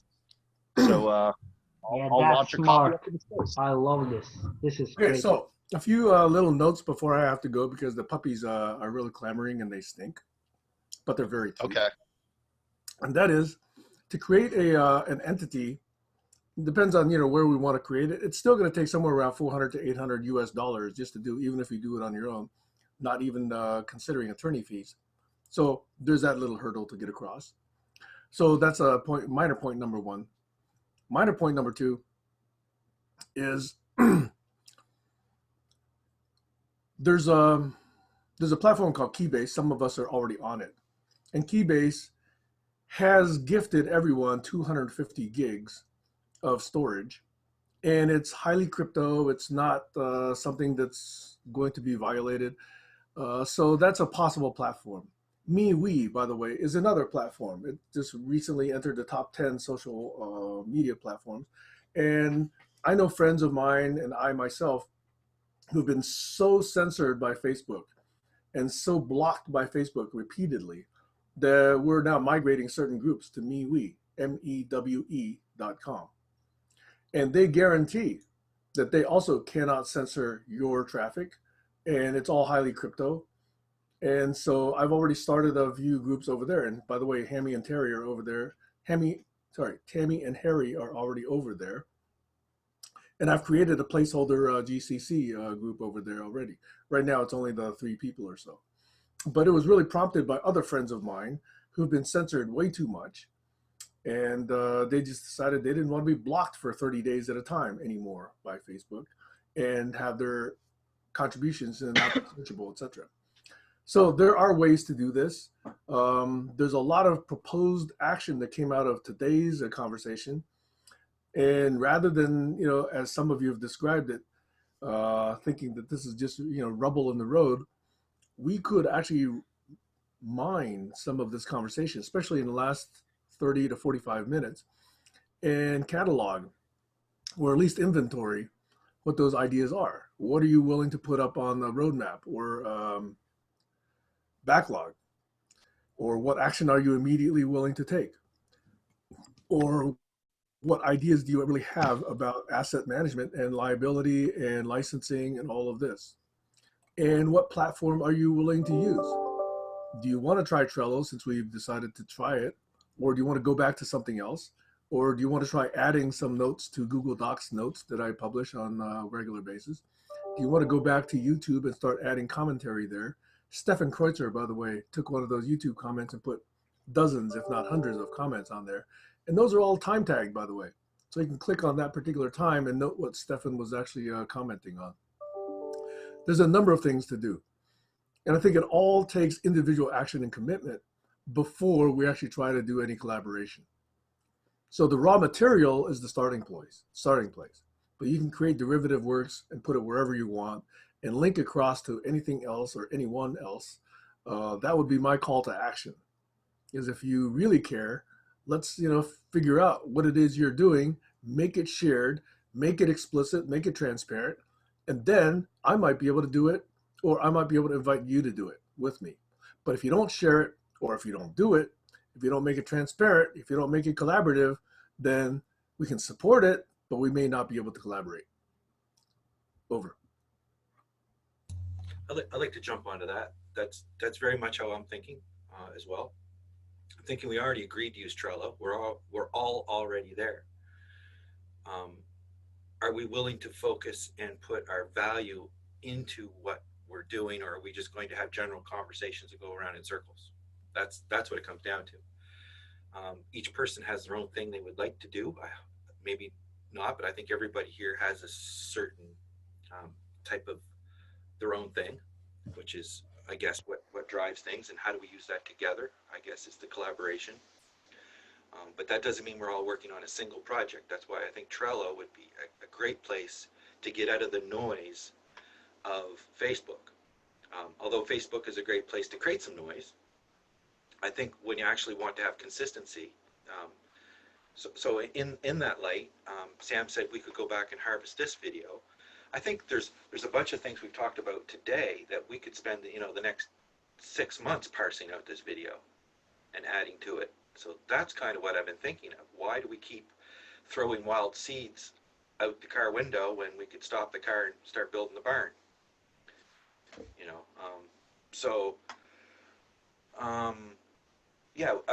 I suggested that you frame it within the SDGs.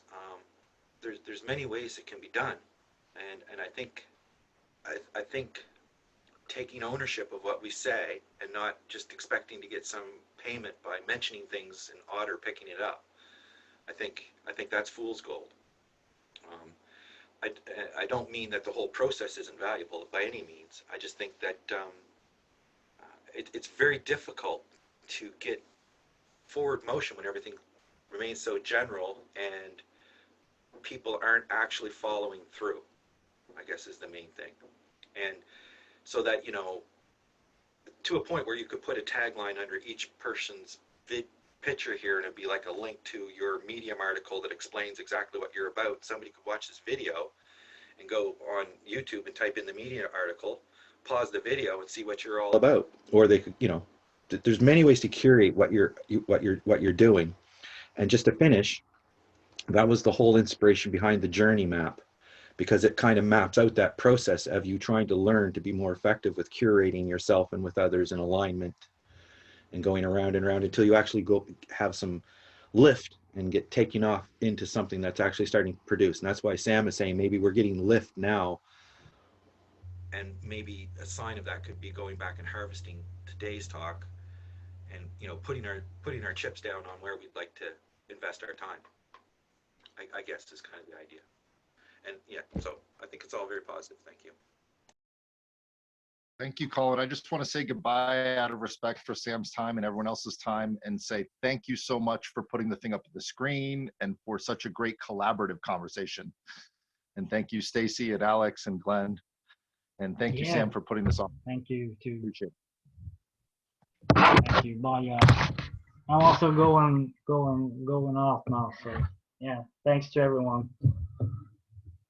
Really enjoyed today.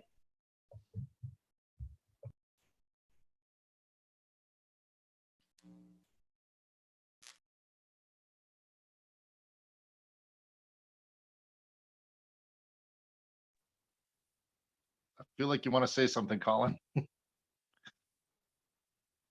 I think your mic muted. You muted your mic. I'm sorry. Yeah, I was just waiting to see if anybody else was going to check out before I took off. I just got rid of the share screen. Okay. Alex, are you good? I didn't even get to check in with you. How are you doing in the middle of the night over there? Okay. Well, I wish you guys a great day and congratulations, Colin. Oh, go ahead, Alex. I'm just getting ready to go to bed. Well, I hope you have a good sleep. I really appreciate you coming so late at night all the time. I don't know how you do it. And yeah, it's good to have a world representation. Alex is holding the other hemisphere for us. Totally locking it down. Australia is in my purview every day. I just talked to Alexar, by the way, Colin, over in Australia. He's going to the capital to do some good work over there. And rock that job, Colin. My sister just got a new job for a big tech company. She never worked in tech before. So I just got her a job in tech. And I encouraged her to get the job. She got the job herself. But yeah, I hope you have much success in your new job and they treat you well and you enjoy it. Yeah, it looks like it's going to be a pretty good deal. Yeah. Nice. All right. Yes, have a great indeed. Saturday. Have a great Sunday, Alex. Cheers. Okay, bye.